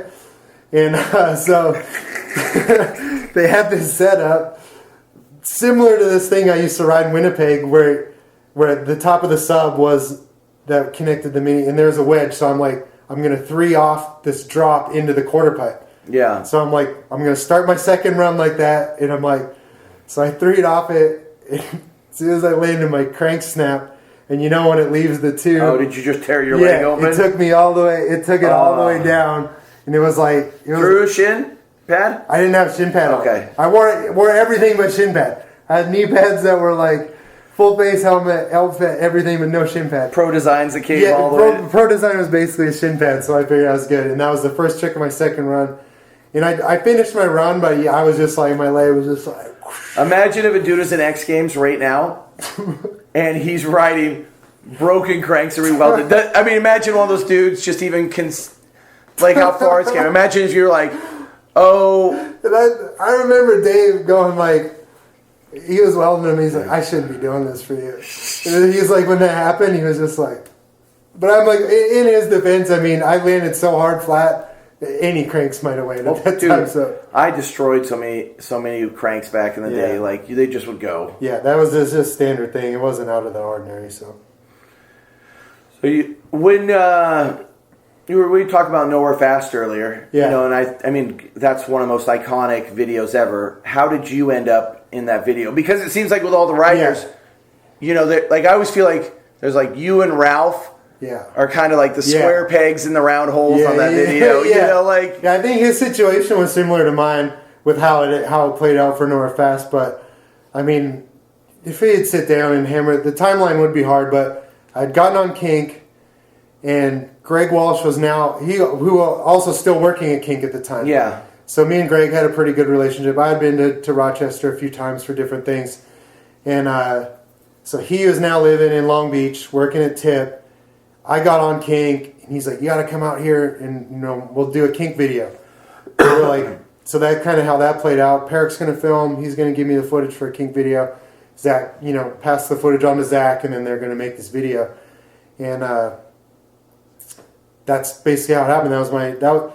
X Games was my first trip to California, and then some of the clips in Nowhere Fast was my first trip to California just to ride. Yeah. You know, so completely different agendas, you know. So like the contest was cool, and you see California is cool, but you wanted to go street riding, and see the shit. You know, wanted to go to a schoolyard. Exactly. And you're just like, wow, this is real. Like, so they flew me out. I met up with Perrick, drove around with him and filmed stuff. Did that feel crazy filming with Perrick? Yeah, you're just like, it's just overwhelming. So you're just like, don't say anything stupid. Just keep your mouth shut, ride. You know, and that's basically what it was. And then, so that all originally was going to be some Kink footage. And then, you know, I got on volume, and then we filmed some more clips after I was all right. I went back maybe once or twice for random volume stuff that it wasn't for Nowhere Fast, but we would hook up with Perrick and film clips for the video. So I remember Ralph was kind of... Was Ralph out there when you were out there? I don't think it was at the same time, but it was just kind of a situation where Perrick's like, oh, I heard this dude... No one really known his name too much at that point. Yeah. So he just went, he's like, I heard he did some crazy shit at UCI. I got to go film it, you know? Yeah. And that's when he broke his femur. Broke his femur, but he stayed a few more days and filmed stuff with a broken femur. Because he's like, it's Dave Perrick. Dude, and Ralph gets so shred boned. Ralph's awesome. I mean, so that's kind of how Nowhere Fast played out. It was never like, come film this for Nowhere Fast. Yeah. You know, and then I remember... Nowhere Fast came out, and I got I still have the card. It was a random Christmas card. It was from Dave Perrick, and it just had like a weird... it looked like a picture you would get if you bought a picture frame. It was just a guy with a mustache. And that was the Christmas card. It just said Merry Christmas, and then he wrote like, thanks for busting ass for Nowhere Fast, and there was an American $100 bill in there. Oh, wow. That was just, I was like, damn, I got the card still. That's awesome. It would have been cool to keep the 100, but... Did you, when you went out filming for Nowhere Fast, was anybody else that was filming for the video out riding with you guys? Honestly, most of the times we went out, it was just me and Perrick. Oh, crazy. Yeah. And I just wondering if you saw like any of like the Dave Young clips or No, I didn't. I never even met Dave Young at that time. Like Nowhere Fast came out, I never even met him yet. I don't think I met. Because you guys were on Kink at different times, right? Yeah, and I don't think I met him till he was out of bike riding already. Yeah. We were riding around L.A. randomly at a spot, and some dude just rode by and yelled from his car, and he turned around. It was Dave Young. That's crazy. And I think that's the first time I physically met him, and like he had been out of the scene for quite a while. He's such an enigma. Yeah. So, Nowhere Fast. Yeah. I remember we'd go down to San Diego, and then we'd see like we went and rode the park. The YMCA with the steel ramps. Yeah, what was it, Encinitas or something? Yeah, and we'd hang out after, and Is that around when you met Jarl? I'd met Jarl originally in Nelson. Oh yeah, I don't know. I don't even know if I hung out with him when we went down to California. Really? Because he would see me keys at that park all the time. Yeah. God, you were driving. We're staying in Orange County, and there was no park, so the Encinitas day you'd drive 2 hours to San Diego to ride that, and then the next day was Ventura. So you're 2 hours up to ride Ventura, and you're like, there was barely any parks around. There's a cement park. No way bikes were allowed, you know? Yeah. And that's when they were actually staffed and they physically kick you out, but... so you're just riding the street? Yeah, that was a crazy time. Like, just California, like, whoa. Yeah, that California time right then was... I mean, everybody seemed like they were out there, you know? Yeah. I'm trying to think something here. Well, here's a kind of good topic. I mean, especially, like, I think when people think of, like, the recent years, they always picture you and Rooftop cruising around and stuff. How did you meet Mike? How did you guys become friends? I met Mike. It was on the same trip that I filmed for Nowhere Fast with Peric. Peric had something to do. I rode Vans one night, the original Vans in Orange County. We went and rode there. Rooftop was there. Yeah. And we were just riding and we kind of hit it off. And he's like, okay, come stay with me, you know, come stay with me tonight. I was like, all right. And I'm like, wow, this is crazy. Yeah. And then he was just that, because I was on Etnies Canada at the time. I was still riding a Kink, but I was on Etnies Canada. So he's like, yeah, stay with me and we'll go to... That would have been a nice... That Etnies sponsorship back then would have been nice. Yeah, so, and this is how it kind of all played out. He's like, okay. He's like, yeah, stay with me tonight. We're riding all the weird... Vans used to have this corner where it had all these tight... Yeah, like the tight against the wall. I remember your clips, So we were kind of all set. We were sessioning that together, and Mike's like, okay, you know, stay with me tonight, and I'll take you to Soul Tag, and you can grab some stuff in the morning. Yeah, I made the exact same face Shad just made. So I'm like, all right. And like the Canadian thing was awesome, but it was so limited what you could get and when you could get it. And you're like, I'm trying to get some Valley's. Yeah. And it was like, I told him, like, yeah, I want to get some Valley's. Like, okay, what color? And like, I left. That was the heyday where you would just leave. Like, dude, I had so much stuff, and it was crazy. And then he got the gears turning to get me on direct to the American program. Yeah. And I don't know who it was, but he ended up, the guy that ran the Canadian program, Garrett Louie, someone got in touch with him and said, okay, here's the deal. You know, we're gonna split some money. You're gonna pay him some money. It was something like this. And then after these few months, he'll go direct paycheck from America, and then you'll be done with them. You know? Oh, wow. And they're like, Garrett was pumped. He's like, I've never had a guy on the bike program go make it direct, you know? That's crazy. So, I mean, and then that's going to be right when you guys start filming for Etnies video too, right? Yeah, it would have been, yeah. Yeah, there was a brief moment in that time when this was happening that Duff's was going to be a brand sponsor for Volume. Oh, yeah. So they're like, you're going to have to be on Duff's. And I was like, No. Like, there might have been a few eras where the Duff shoes were okay, but the time that this was happening, that was not the era. The shoes were terrible, everything. And I'm like, dude, we were talking like a decent paycheck from Etnies at the time to start with, you know? So in Duff's, I'm like, if you can match what they're going to do or anything like that. And they're like, well, it's not really an individual program. It's like we give Volume money to do stuff with you guys. And I'm like, well, I'm not into that, you know, whatever it was. But was Brian, was he like cool with it, or? It was, everyone was kind of feeling their way through it at that time. You know what I mean? So it wasn't like it wasn't a hot spot or anything at all. It was just me everyone was trying to figure out how to get it done. Yeah. You know, and the Duff guys were cool as hell, and like, you know, no offense to anybody else, but it just ended up being like, you know, we'll let, you know, it worked out for me because I didn't want to do it. I'm like, look, they're offering me this. If you can't offer me that or even match it, you're like, I'm trying to eat. Yeah, and I'm like, and I also want to be on Etnies at that time, you know. I mean, imagine if your part in the Etnies video was iconic, and if that didn't happen, it'd be crazy, you know. Yeah, so I think that part, your Etnies part, made people want to go ride Vancouver, BC. Because they were seeing all the parks and like some of the street, and they're like, "What?" I was filming Criminal Mischief and Forward at the same time. Oh, you were, weren't you? So I kind of wanted, you know, I mean, I've never watched them side by side to reflect, but I was kind of trying to do. I'm like, okay, I'll do street stuff for this and park stuff for any, so they would be different. Yeah, at least somewhat different. You know, obviously, I still have some park stuff in Criminal Mischief, and then I have some street stuff in Forward, but that was kind of my idea because I'm like, I don't want to make these videos are going to come out sort of somewhat. They were pretty close to this. Maybe a year's. I think just because initially they would have come out at the same time. Forward just took so long to get finished. Did you feel any pressure for Criminal Mischief? Did you feel pressure filming for that video coming off how well received the first Little Devil video was? Not so much that. I felt every time I heard something that Van had done, I'm like, yeah. I'm like, the shit I'm doing is not cutting it. I mean, your part in that's crazy too. But it pushed me to do stuff that, you did gap opposite rail on that, didn't you?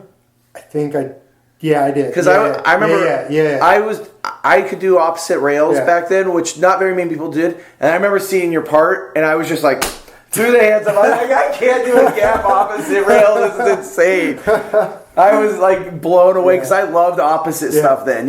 It's not like nowadays where everybody's doing it like it was true, like serious, like. Then that's kind of was my mindset. Was like I could do the opposite rail, which I thought was cool, And then like, we're on the edge, but then I hear Van did this or Van did that, and I'm like, well, that opposite rail, I'm not gonna cut it. I got to gap the opposite rail. Yeah, so it's like that. Not that I felt pressure, but more on myself because I'm like I don't want to have the worst part.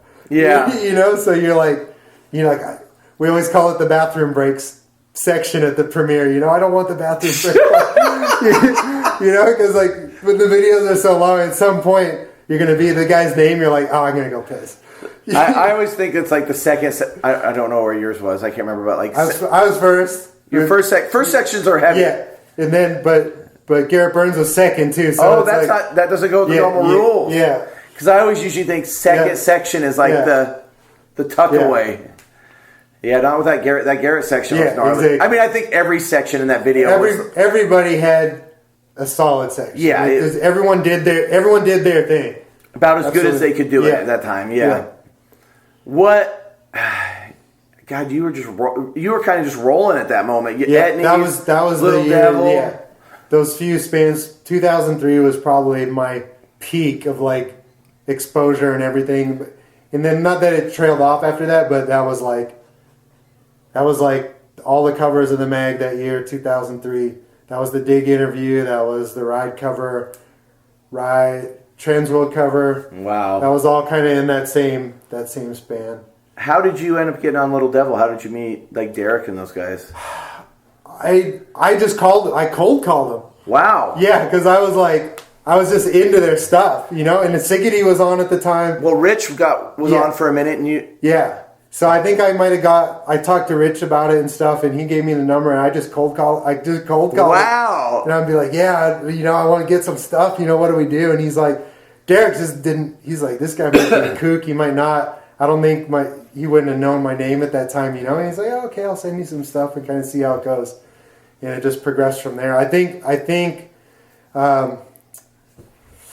Seek and Destroy had just came out when I was at that point when I was phoning him to get some stuff and because Siggety was on, so I'm like, Siggety. I didn't know Siggety was on. Yeah, that's crazy, right? Yeah, I remember. Yeah, Rich got a package and he's like, I have to film stuff for this video, and I was like, so we filmed stuff. I remember I was talking to Derek too, and because Rich had the backwards rail clip, and they cut it so quick, because he didn't pull it. No, he pulled it. Did he pull it? I filmed it, yeah. The one where he did double peg grind to backward rail. Yeah, maybe. No, he fully pulled it. All right, never mind my story then. Never mind. No, I know he pulled it because I filmed it. No. Yeah, and I don't doubt that. I don't doubt that. Hold up. Backward. Did you do... Hold on. I'm trying to think. No, that was that one. What was the backward rail? I feel like there's just one... There's a backward rail he does that's cut so quick. You're right. Okay, no, here it is. I'm gonna air it out. So I was thinking a different spot. So it's this little curved rail, and me and Rich had a bet that day.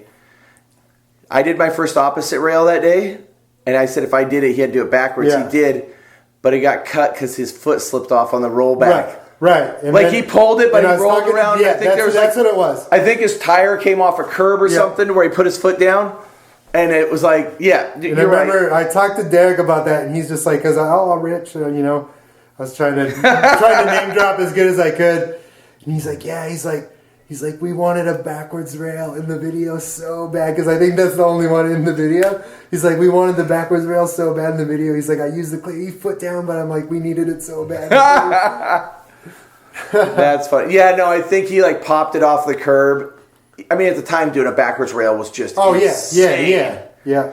Like, I was like, he's like, I'll do it if you do it opposite. And I was like, all right. Yeah. So, yeah, you're right. I was thinking this other clip in it. Yeah.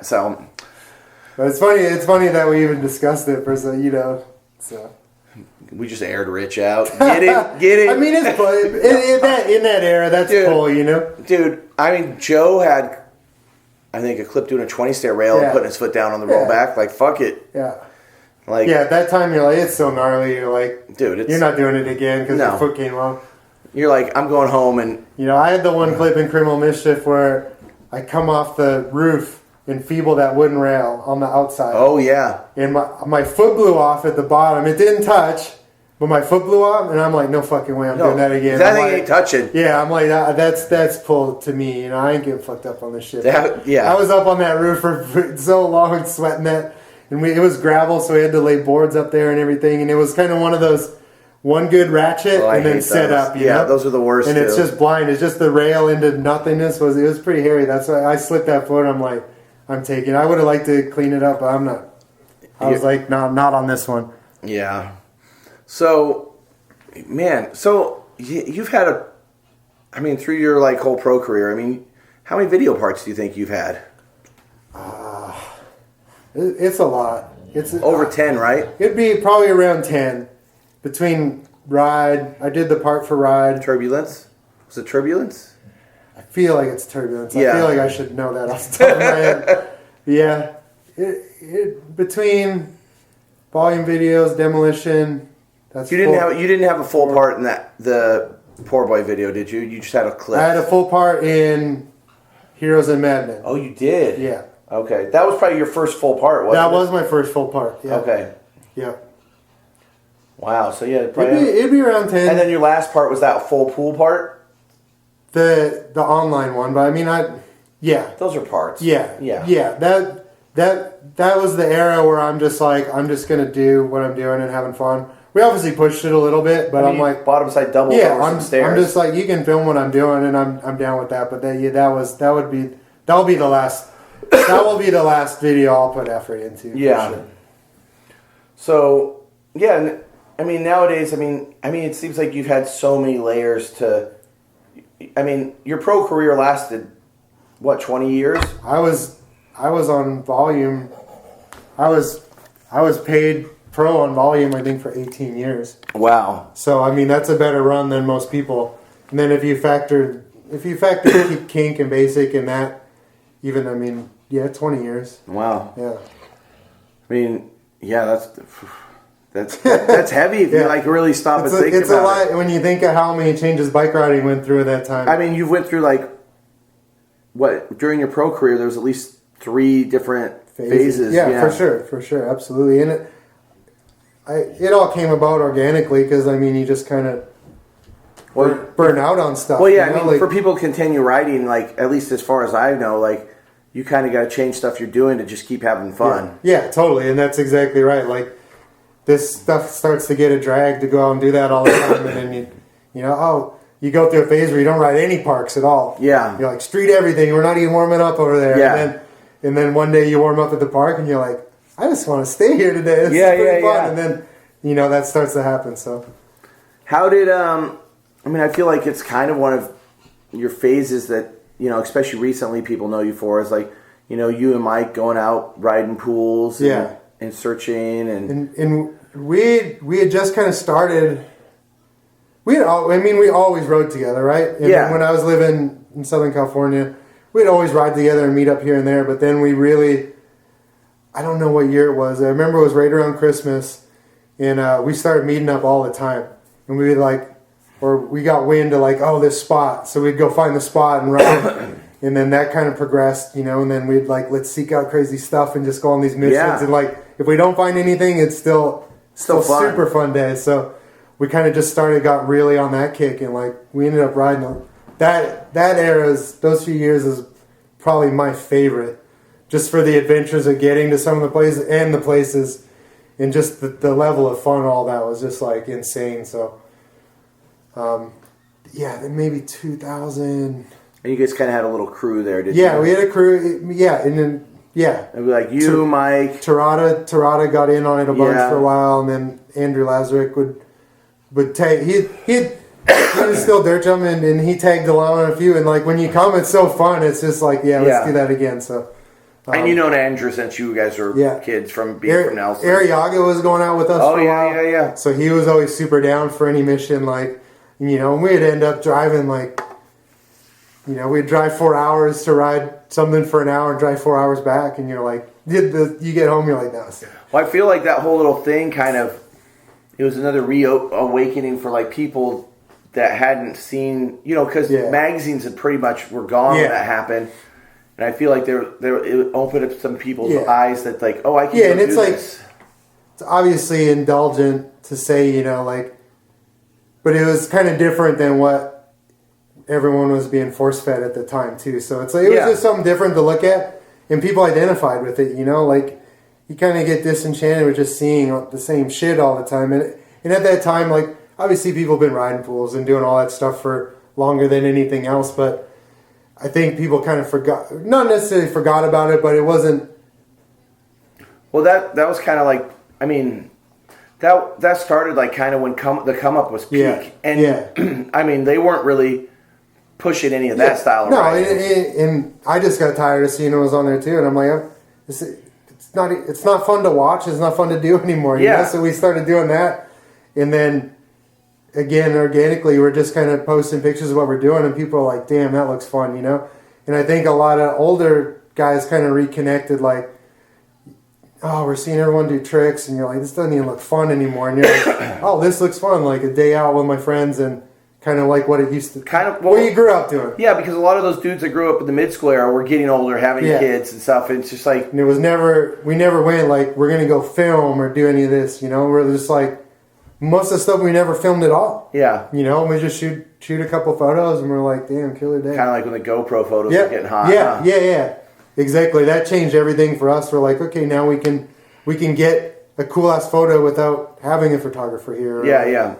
And or knowing how to work a camera or do any. Hey, you saw me stumbling earlier. Yeah, but it just kind of opened the door. Like, we don't have to come back now. We can get a cool shot while we're here and like, so. Yeah. Sometimes getting photos out of photographers was like pulling teeth too. So you're like, I don't want to shoot it with someone that's not. I'm never going to see it. Because there's plenty of times. I know kind of being a fake photographer for a while, but even being a writer, like you'd say like, hey, I got an idea for a picture to certain people, and they might go, well, and you're like, what? Yeah. Like, Mike, can I go to the bathroom? Yeah, run to the bathroom. All right. Sorry. No, you're all good. I'm gonna hit pause. Okay. Sorry. All right, pee break's over. Let's go through some of these questions we got. All right, yes, let's see what we got. We could ramble on forever, but I'm sure some people are going to remember some stuff and want to know some stuff that once I get this thing loaded up. Does your Wi-Fi come up faster? Yeah. Maybe we'll do yours while this one loads up. I'll let you pick. No, you run through yours and pick yours. I don't know. I'll just let you. All right, let me see it. Oh, hold on. I may got this one. Of course, now it's not loading. All right. Let's see this. Crandall didn't ask a question. He just hit us with a statement. Milltown Cycle wants to know how long now is your shit list? Yeah, that's like, those are always the things, the shit list and the light beer. I have the original shit list still. It's down in the barn. Oh shit. Yeah, so I frame that up and sell it to somebody. Somebody probably want it. I haven't added anything to the list, and I probably took more names off than added. Oh, okay. But Rooftop wants to know, why is Dave Clymer and Rooftop your favorite riders? Well, clearly because they're so similar.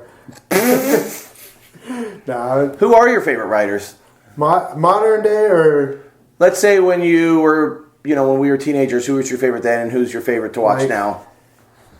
Forget like the Hoff. I mean, we talked about that earlier. Not saying forget Hoffman, but those are like I had a whole wall in my bedroom that was just Hoffman. Yeah, like that goes without saying. But yeah, that when the Dirt Brothers Hicks in Action came out, I was like, this is it. Yeah. That was it. But like Grosso, all those that era dudes, like even the Craig Campbell and Grosso and that era of freestyling. But I mean, I was into RL obviously growing up too, but it really started hitting like Grosso. That's when you're like, oh, I want to look like this guy. Oh yeah. I want to set my bike up like this. Or, I remember that Craig Campbell and the GT had the dreads. I asked my mom if I could do that, and she looked at me like I was crazy. Yeah, you're like, I need the dreads and everything. But yeah, that's that. And then when the Dirt Brothers came around, Hicks in Action, like that video was my Bible. Like, oh yeah, you're like, I need all this. I had a Skyway TA because of it, but I still ran it as a TA. You take the stickers off, you're like, it's Dirt Bros. Yeah, it's a Dirt Bros. Yeah. And then Climber, just like every whatever, I don't know what it was. I just look and I'm like, this is it. Like the way his bike was set up, the way he looked, the tricks he did, everything, and you're just like, and I've talked about the Nude Bowl photo or wherever, but that you just see the go cover. Like, you're just like, I don't understand what's going on, but it looks so cool, Yeah. Well, who's the couple dudes right now that you like watching? Obviously Corey Walsh. Yeah. That what he's doing. That's the stuff I like to watch now. Chase Hawk, obviously Dennis. Yeah. Anything Dennis does, I'm super into. I appreciate a lot of the street stuff, but like watching it just doesn't do anything for me. It's so unrelatable to where I'm at. And it should be. I'm in my mid-40s. Yeah. I shouldn't be into what kids are into, and kids shouldn't be into what I'm into. Yeah. That's not the way life works, Like, I should be into different stuff than a 20-year-old. You shouldn't be forcing a 20-year-old to be like, I love Craig Grosso. Yeah. And I'm like, I understand, like, what I'm doing looks stupid to them, for sure, but we're having this, it's the same amount of fun, and arguably I'm having more fun. But, like, we're getting the same thing out of it. We're just doing different stuff, But I can appreciate how hard that stuff is, but I rarely watch any videos unless, oh, it's Dennis or, any a name or a friend or something. And I mean, you watch a Corey, you don't know what you're going to get. You know what you're going to get, but you don't know what you're going to get. Yeah. So it's like, I like that. And it's just, it looks fun to me, Like, I want to ride like, that makes you want to ride. Oh, yeah. And like, you feel like you're doing Corey Walsh, so you see a photo of yourself, and then you're like, fuck. Well, it's like I tell you that when I was at that quarter pipe at Kirk's, though. Yeah. Did Natalie Beck's going to post it. Corey posts one. I'm like, I'll take that down. Mike also wanted to know what's changed about BMX. Why does it seem different? Maybe like the eras that you started to now. I mean, I think that just comes back to what I touched on before, is just growing older, And the sport stays young. So, and what the kids are into changes, and what I'm into changes too, but I don't necessarily know if it's different. I don't want to be that guy. It's like, oh, it was better than it is now. It's hard to say, but I mean, the feeling is that when I'm around dudes doing it, the feeling is, I don't know what it is. I always feel as I've gotten older, I try to chase the BMX feeling I had when I was 14. Yeah, and that comes from things that sometimes you don't expect it to come from. Yeah. Or you do something gnarly and you're like, it wasn't as fun as I thought it was going to be. Yeah. So, it just comes from different places, and I think you get this different perspective as you get older. So it's like, it might not necessarily that things change, just we change, and it is what it is. Yeah, John Paul wants to know, are vintage collectors kooks or freaks? Well, I think that depends on which side you're on, which side of the collect. But I've encountered both, and there's guys that do it that make me not want to do it. Yeah. Some of the guys you have to deal with to get some of the stuff, you're like, and you're like, I'm not like them, but then you're like, but at the end of the day, you're like, I'm kind of like that. Yeah, I'm kind of like that. So, I know. I do the same thing. So, I mean, It's a fine line. It's definitely a fine line, and that line gets blurry sometimes. And I've definitely been on both sides of the line. But you get that little frenzy where you're like, I got to get this thing. Yeah, I've made some impulse buys where you regret it, but you ultimately are pretty happy you did it. But maybe that dude thought you were a kook. Yeah, because I might have. Yeah, exactly right. Bradley P wants to know, how's BMX retirement treating you? It's the best it's ever been. All right. That's my homie from AZ. Shout out the crew. Sean David Walters, a.k.a. Elf, wants to know, let's see, the next pool you come across with the most stagnant water, can we get Tate Roskelley to try to ride across it so he can redeem himself? Absolutely. I pray that he doesn't get redemption, because that clip of him falling in the dirty pool water is pretty much one of my all-time favorite internet clips. But yeah, I would love to be present for another attempt. Absolutely, 100%. Yeah. Mike Aiken wants to know. I'm trying to how far of a, you might know what this means. How far of a journey have you and the Mini gone on? Well, you can't actually ride them. Oh, the horses. He's talking about the Mini horse. Yeah. I was like thinking like a Mini Cooper or something. No, you can't actually ride them, but I mean, well, I take him around. I take him around the neighborhood and stuff. Take him for walks. I wanted to get him karting, so I mean, if we can get a cart on him, he'd be able to pull me around. But I just gotta find the time to do that shit. Yeah, get him trained. But I mean, you know, any distance with him is a good time. If you guys don't know, Jason has 2 mini horses. Chris Silva BMX wants to know, what is one moment on your bike that you wish you could relive? Maybe a session or a day. Oh man, we might have to come back. That's a heavy question. I might have to go on the back burner, but I don't know what. What's a day like you just close your eye, like a great day that you just like I remember you had on your bike?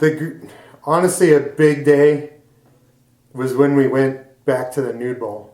After it got dug out. That would be heavy. So I'd always dreamed about it. Because people didn't, it was dug out for like a month before. When we went, no one knew it was dug out. Yeah. So we had a skater at the time that he's like, gave us the down low and he's like, there's a party out there this weekend, a blowout party. And he's like, nobody knows it's dug out yet. And he's like, so Dean called me and we made plans and we went out the Monday after the party. And it was like, that was fresh. Nobody knew. Was it epic? It was epic. I felt like it was Mecca. I was like, I'd made it, you know? So who went out that day? You and Dean? It was me, Dean, and Keith Mulligan. Oh, wow. Yeah.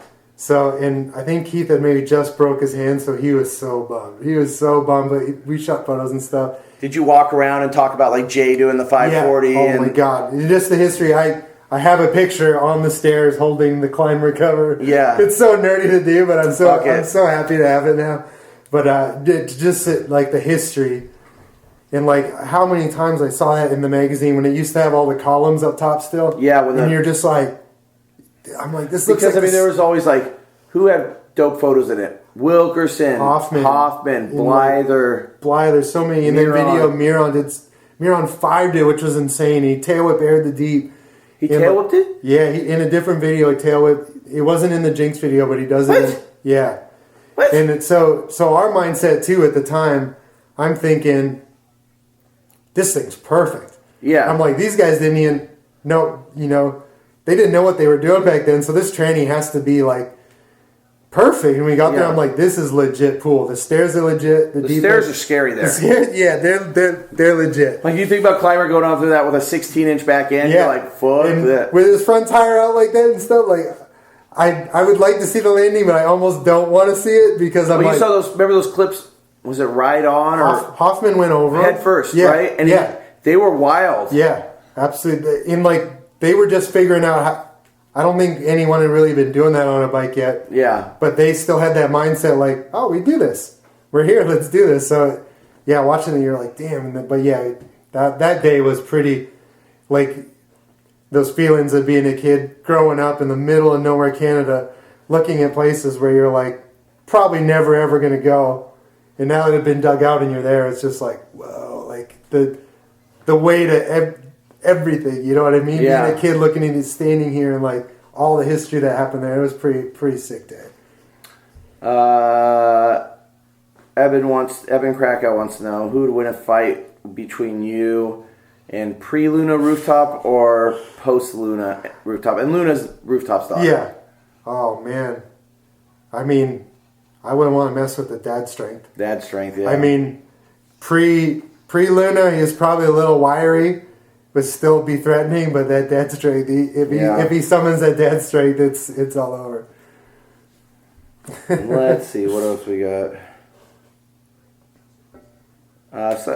Witness the Litness wants to know how do you get your inverts so inverted? I honestly think it was the perfect combination of the bike and the bars at the time. Because I can't get in that position anymore. I think Bruce talked about that same thing. The height of the bars and the skinniness of the bars. To flip it? Yeah, you could flip it so much easier. Obviously, I mean, dudes do them with the bikes now.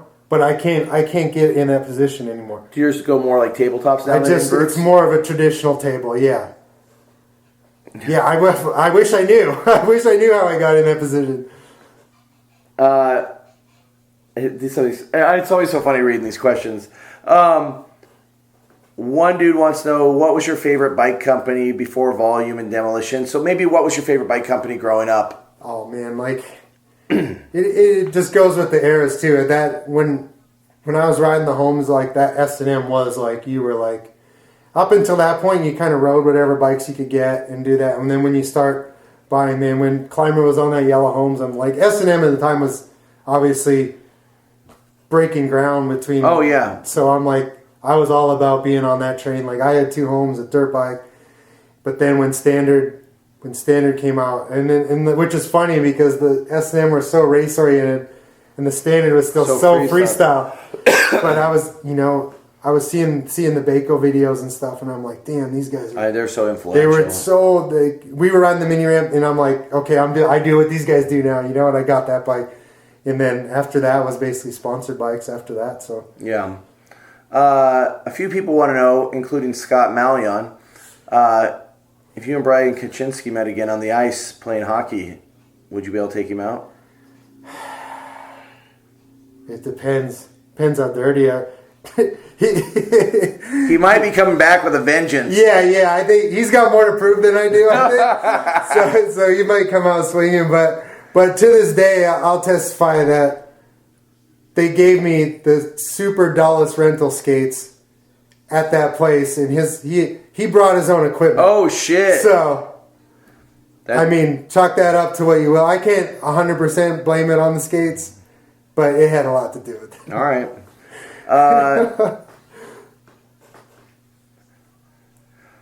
Midichlorian eater, so he might be a Jedi. I don't know. I think he's SAC local. He's a SAC local. He wants to know if you have any John Heaton stories. Yeah, but I mean, I do. John was great. He lived in Van for a long time, and we actually worked at the same bike shop together.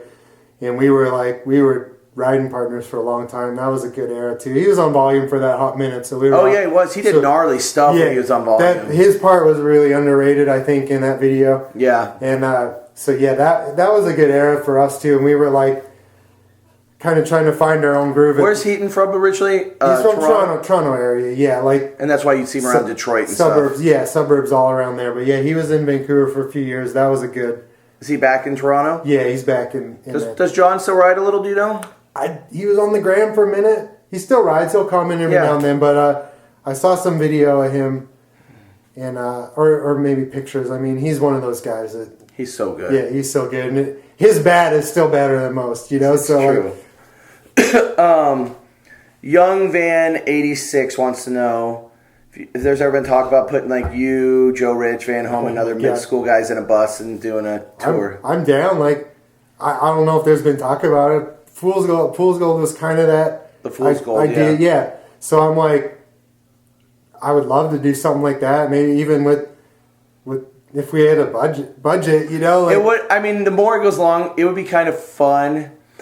To where everybody's like says old fools. I think it'd be fun if you did like mid-school guys, but with some old school guys. Like you pulled in a Volker, or something. Yeah, that'd be pretty wild. I'm always down. I would be down. I definitely lean towards trips with small crews now. Yeah, like that's really where I find my vibe. But man, I'd be open to it if it's cool guys riding cool shit, it's a good time. I'm just going to ask this question because I don't think many people will get it, but it made me laugh just reading it. All right. When's the return of ice tuning? I mean, in the modern rap game, I could be somebody. Maybe sooner than we think. We don't even need to, if you don't know ice tuning and you don't just... Maybe soon.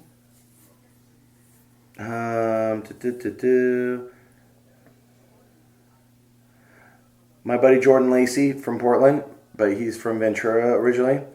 He wants to know, how much longer do you think you are going to ride for? I mean, it's a hard question to answer. It is, but I mean, when you look at a pro career from the 90s, a lot of those dudes were done when they were 20, 21. Yeah. And now, I mean, even for me, I mean, DMC's 50.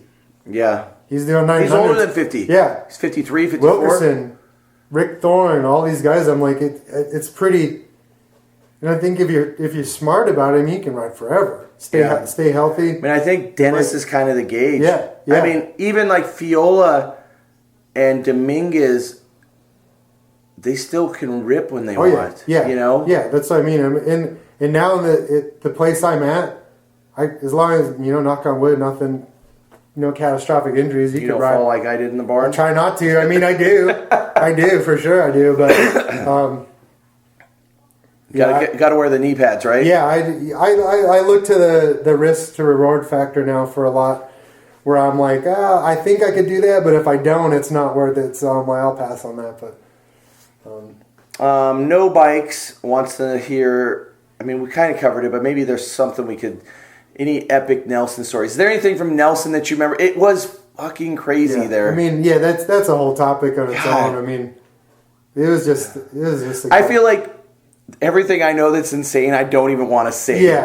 I mean, we'll leave those to what they were. But yeah, that was just a good time. I mean, you're young and it was amazing. Here's the thing with the Nelson thing for the dudes that know. How many dudes kind of went on that were in that first Nelson contest and went on to be pro? Yeah. Like, that was a lot. I mean, let's run through some heads. There's like you, Asado, Siggety, Dom Mock, Simon Barry, especially in Canada. For Canada. Yeah. I mean, all the Flatland dudes. Andrew Ferris, Jamie McIntosh, Jason Brown, Dan Rigby, Steph Royer. Oh my god, I'm gonna forget a name and it's gonna make basic Flatlander. I'm forgetting Steve Roy. Yep. I would have felt like an asshole when I saying Steve Roy's name. Let's say you had Jay Miron at some of those. Yep. Wade Nelson's just, I mean, the Doctor. Yeah, the Doctor. Matt Sager, Dave Tom, Daniel Randall, Bruce Chrisman, John Bristol.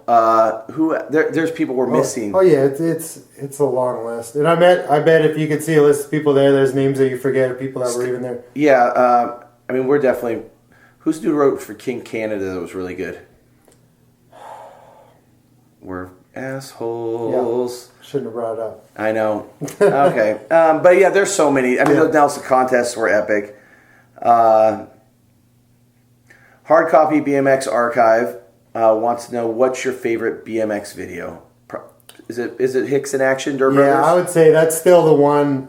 I even just watched it long ago, and it just brings it all back. It's a great video. And Vic Murphy does for that era too. There's clips in there that didn't mean anything. The one where he does the 180 onto the slant wall and rolls back up it. He carves a set of stairs with a long love seat in a pool. Oh yeah. And I'm like, as far as pool riding goes, that's still that clip would pass when I was young.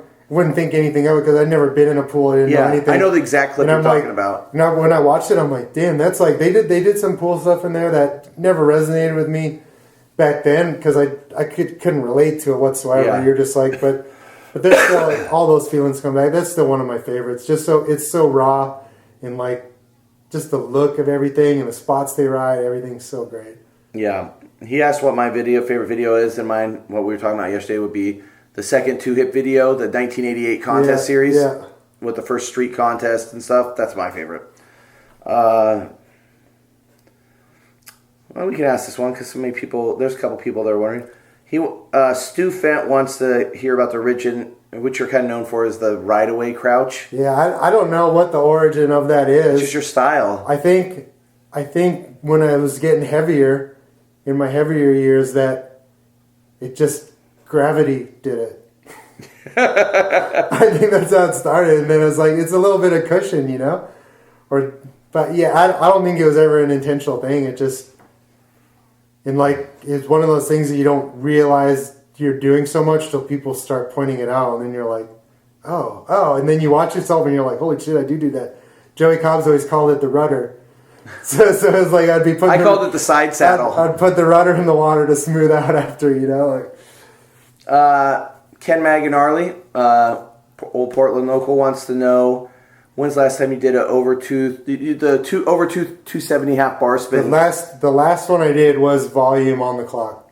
Okay, I did it, and I'd never done it without a front brake. I worked for that one. That one took a lot of work because the front brake helps get all the way around into the position to switch your hands. Without the front brake, you have that, your forks are like, the balance point's so crazy because with the front brake, you can just jam the tire, the front end stays fixed, right? And without that brake, you're a teeter-totter. You're teeter-totter, so the balance was so different. That one took me a long time. But yeah, that was the last one. I need to do that trick more often. But it's such a cool trick. Yeah. Hold on, I asked you yesterday, but let's go over it just so people know. You kind of invented that trick, right? I mean, we had never seen anyone doing anything similar. You and Asada, right? Yeah. So that was just the product of riding the ramp all winter. And sometimes when Dave would tweak out his over tooth and back, he would get to that point and lose his balance point and kind of fall out. And I'm like, what if we just push through that point and then flip the hands? And when we wore the big knee pads, it helped a ton too because your knee was up on the bar at that point. So when you took the hands off, your bar was in your knee at that point. So it was like, it helped so much. Wow. But yeah, I mean, it's always... But you said Dave pulled it first? Of course he pulled it first, right? Like, of course he pulled it first. And I always hate to say, someone invented something because there's so much going on but I haven't seen too many people do that trick. I know Frymouth does he does it over the spine, but on his tire. Yeah. He does a nose pick one like that at Rampage. Yeah. So it's like he was obviously toying around with something similar at the time. Because invention is... Yeah, I know. It's subjective, right? But yeah, we'll leave it at that. Dee Dee Rose 82 wants to know what sparked your love for Chevy trucks. Oh my God. Just look at him. No, I think it was like... Because Asado had bought that... He had bought a brand new... 1996. No, it was Sato bought his first car, 1996, long box Chevy 1500. Yeah. Bought it in Winnipeg off the lot, and he bought it, and we literally got into it, drove to Chicago. Oh wow. We rode Gary, Indiana, what that park was at the time. Remember that big? I do. It was brand new. It had the big mini spine in the back. Yeah. We rode there, and then we drove to Rampage and rode Rampage in this truck. So Dave had the truck. He moved out west, and then when he started making money, he's like, I want to buy a Yukon or something. And I'm like, I'm gonna try. I got a loan and bought the truck off of him. I'm like, it's brand new. And then I always kind of liked the shape of those trucks too. But then the longer I had it, I thought the cooler the truck got, you know? And then it's like 10 years went past, 15 years, and now people are like, damn, nice truck. Lowered it a little bit. They just look cool. And I mean, I got the 86 square body now, and it's just like, they're just cool. I like old cars in general. Yeah. But they're fun to drive. I love the way they smell when you get in it. You know? Yeah. Like, my old rig, it just smells. Yeah, the right. 86 is just like, I get in it, and I'm like, yes. It's so good. But I mean, it's just cool. I know that it's just cool to look at. Verde BMX says, dig cover with dogs. Best magazine cover ever. What are your thoughts of that cover in hindsight? That was just one of those things at the time you have no idea. Ed's just like, this would be cool, you know, to get for the interview. Yeah. So, you know, I don't think it was ever intended to be, to to be more. Yeah, Ed Doherty shot that, right? To be more, yeah, he was living in Vancouver at the time, and that was in the cemetery just across my house in East Van. And I'd always take my dog for a run out there, and then he was at my house one day. I'm like, I got to run the dog. Oh, I know where that's at. Yeah, so he's like, that'd be a cool photo, and I'm like, okay. And it just happened. We went out there and shot it, and then I didn't know that was happening till I saw it, and I was just like, holy shit! It's a pretty sick cover. So yeah, I mean, it was just something like a cool shot for the article, but. Cameron Birdwell, who we were just with the other day, talking a little shit. He said, "When did 4 pegs but no front brakes become mid-school?" I think we're gonna need another weekend getaway to figure that out completely. But all right, Ryan, that is a good question. Ryan Nyquist wants to know. Oh my God! All right, wow. If you X up in a Canadian nose pick, wouldn't it be considered an American nose pick? And also, can we please see a tooth to half bars to backward tooth? Oh, he wants to see the half bar to toothpick to half bar spin out. There's been a lot of people like, do that. I'm like, I gotta find that footage again. Yeah, I would like to see. I want to do it, but I almost don't want to open the can of worms that it's going to start if I start trying. Was that one that you pulled that I filmed? The first one you pulled at Jarek's, probably. Yeah. Probably. Because you did no foot. No, you didn't. No. I did one in Heroes and Madmen. That Jarek's was before that. Was it? Yeah, it might have been before that. Because you did. Yeah, no, you did half bar to tooth, the no foot out that day. But to get to his Canadian nose pick question, the lines are very blurry in our current political climate, so I wouldn't want to actually label it as anything other than a nose pick these days. Okay. Hey, I heard Rob Dodd's getting sensitive about Canadian nose picks not being proper. So, what would Shinzer Beat wants to know, what would a perfect day look like for you? What's your favorite type of street spot? I like perfect days is any day you don't gotta go to work and sunshine and now, Yeah. If I can get out, if I don't have work and I don't have endless chores I have to do finish around here, it's just like waking up without an agenda, no work, sun shining, throw the daily rider and 2 vintage bikes in the truck and head out, see what happens. Nice. Dane Wild wants to know, what's one lip trick that's always eluded you? I always wanted to do 540 nose picks. I never couldn't. I've done one ever. That's a hard one. A lot of people bumped me in as a front brake guy, and I didn't have that many front brake moves. But the five, it always looks so good. The way Molinterno did them, and the way Sato always did them, I'm like, I always just wanted to do that. No pivot on the deck like that. I would love to be able to have that, like, Sato's, that's still a kick turn to him. He might not touch his bike for a year. I know. And that's his go-to move. I would love to have that trick dialed in, even half to that measure. But Jamo Faux BMX wants to know, if there was an all-time BMX hockey team, who would you want on your team? Oh, Jay Miron, of course. Can Jay play? Jay is amazing. Terry can play. I would have him on. He's sturdy. He's big. He's sturdy. We put him on the blue line. Asado, without a doubt, he has as much skills on the ice as he did on the bike. Andrew Ferris in goal. He's been playing goalie his whole life. I can't even picture Andrew doing that. Yep. Yeah. He plays. He still plays. He plays organized hockey still. I spent time in Canada. I realized this hockey thing. And so we got 3. We got Terry on D. I mean, we almost got a line already there. We need. Is Kaczynski too much of a bum? Yeah, I mean, he's all-time Canadian lineup we're asking for. But I mean, John Heaton, killer skills on the ice too. So he's out there for sure. I would have to pick. We need a goon. So regardless of hockey skills, we'd have to have Chris Smith on the team as our enforcer. Oh, thank you. Thank you. Chris Smith's getting a lot of penalty minutes on my team. That just made me so happy. But yeah, that's a pretty good starting lineup right there. Fucking I love Chris Smith. Let's see.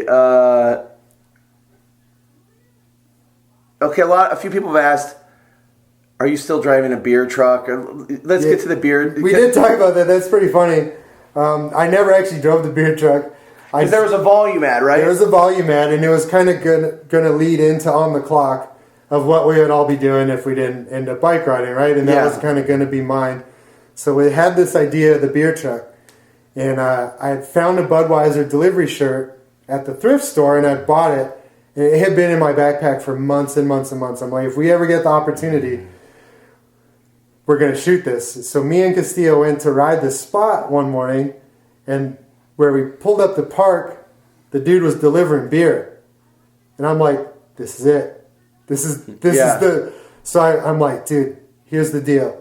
And I had the bike. We had the bike with the beer graphics already. Yeah. I showed him the bike. And he's like, damn, this is sick as hell. He's like, all right, man. He's like, all right, let's do it. So and I showed him the shirt. I'm like, if I could just jump in the truck and like shoot a quick photo. He's like, hell yeah. He's like, just take the numbers out. Take the numbers off, you know, because the trucks have the... It would be able to trace back. So he just let us have at it. And he was pumped. He gave me a bunch of stickers and stuff. What, they got stickers in the truck? Yeah, he had all kinds of shit. What? So he hooked up a bunch of stuff. But I never rode the beer truck. Well, I probably sat in that thing for 2 minutes total. But it's a pretty good... Actually, I would love to be able to track down a print of that photo now just to hang on the wall. That in itself blown up. I might have the... but I'd like the original, like with no... Yeah. Let's see. Ken Starr. Oh my God. Wants to know if we can bring back the low-tech Delta shoes because they were his favorite. I don't think that's ever going to happen, but I mean, I would be open to the idea. I did like my low-tech Deltas, the ones with the elephant print. It's funny because there's different eras. People are like, the Delta, but then they're saying when we went to kind of a vulcanized kind of... Yeah. And there's dudes that just love those ones, you know? But then there's people that love the... thick-soled ones. The thick-soled ones. And I like the thick-soled I like the thick-soled too, but... I mean... Yeah, let's bring it back. I'd love to see it happen, but... I mean... You got to talk to Rich. Yeah, I mean, I haven't seen a new shoe, so I don't know about even doing an old one. Kevin Staninger wants to know if you ever felt pressures or... had external pressures to quit BMX to pursue a real job when you were riding? No, not really. I mean, you do at times when you're nickel and diamond for so long. Yeah. That you're just like, especially you get hurt, you're just like, I'm done with this shit. You know, I need that steady paycheck. But I mean, ultimately, you do that for a year, you're not going to be happy doing that either. So, I never felt pressure so much. But I mean, you go through phases where money gets real tight and don't have money for what you need, but I just figured I'm gonna have plenty of time to do that shit in my life. You know, like I'll put it off as long as I can to enjoy. A lot of people want to know what you're doing for a job right now, but we're not.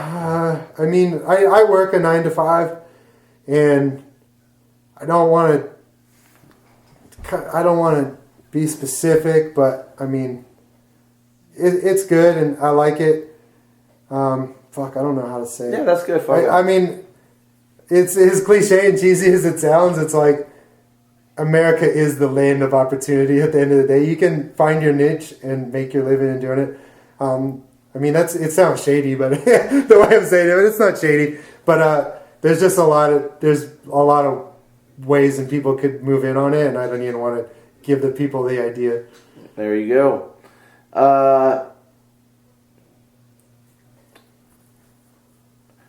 I think a couple people are alluding to the basic standard beef. Yeah. Did you ever feel any pressure from that when the standard dudes were kind of pissed at the basic dudes? Like a mullet? I didn't. I mean, you'd hear about it, but we were so young. You're just like, that's not even on your radar that's... You never showed up at a contest and had standard dudes? I never had that. I think Darcy did and a few dudes. I imagine Darcy and Cecil did for sure. Yeah. But like, I mean, what am I supposed to do? Not get free stuff because... Yeah, you're like, what, am I not supposed to ride for a company that's right? I know, because Glenn worked at Standard for a while too, and he said Mullen Turner they were going to try and get me on at some point, and this would have been, I don't know to the degree of whatever. I'm just passing on information. So I would have rode for Standard in a second too. Yeah, you know, so there's no doubt about that. let's see. Ruckus Matt wants to know about Etnies and Little Devil. We kind of touched on that. Yeah, I think we kind of touched on everything. Do you feel like we're missing anything, or no? I think that's good. Yeah, fair. You can always leave secrets and leave things hanging. We covered a lot of years. Yeah, different eras. So, is there anybody you want to thank or anything you want to say or? No. Your dogs over there. No, I mean, thank everybody. Yeah. Thank my friends I ride with and you and everybody. Everyone that helped me along the way, obviously. There you go. Thank everybody. All right. Well, thank you guys for listening, and we'll catch you next time.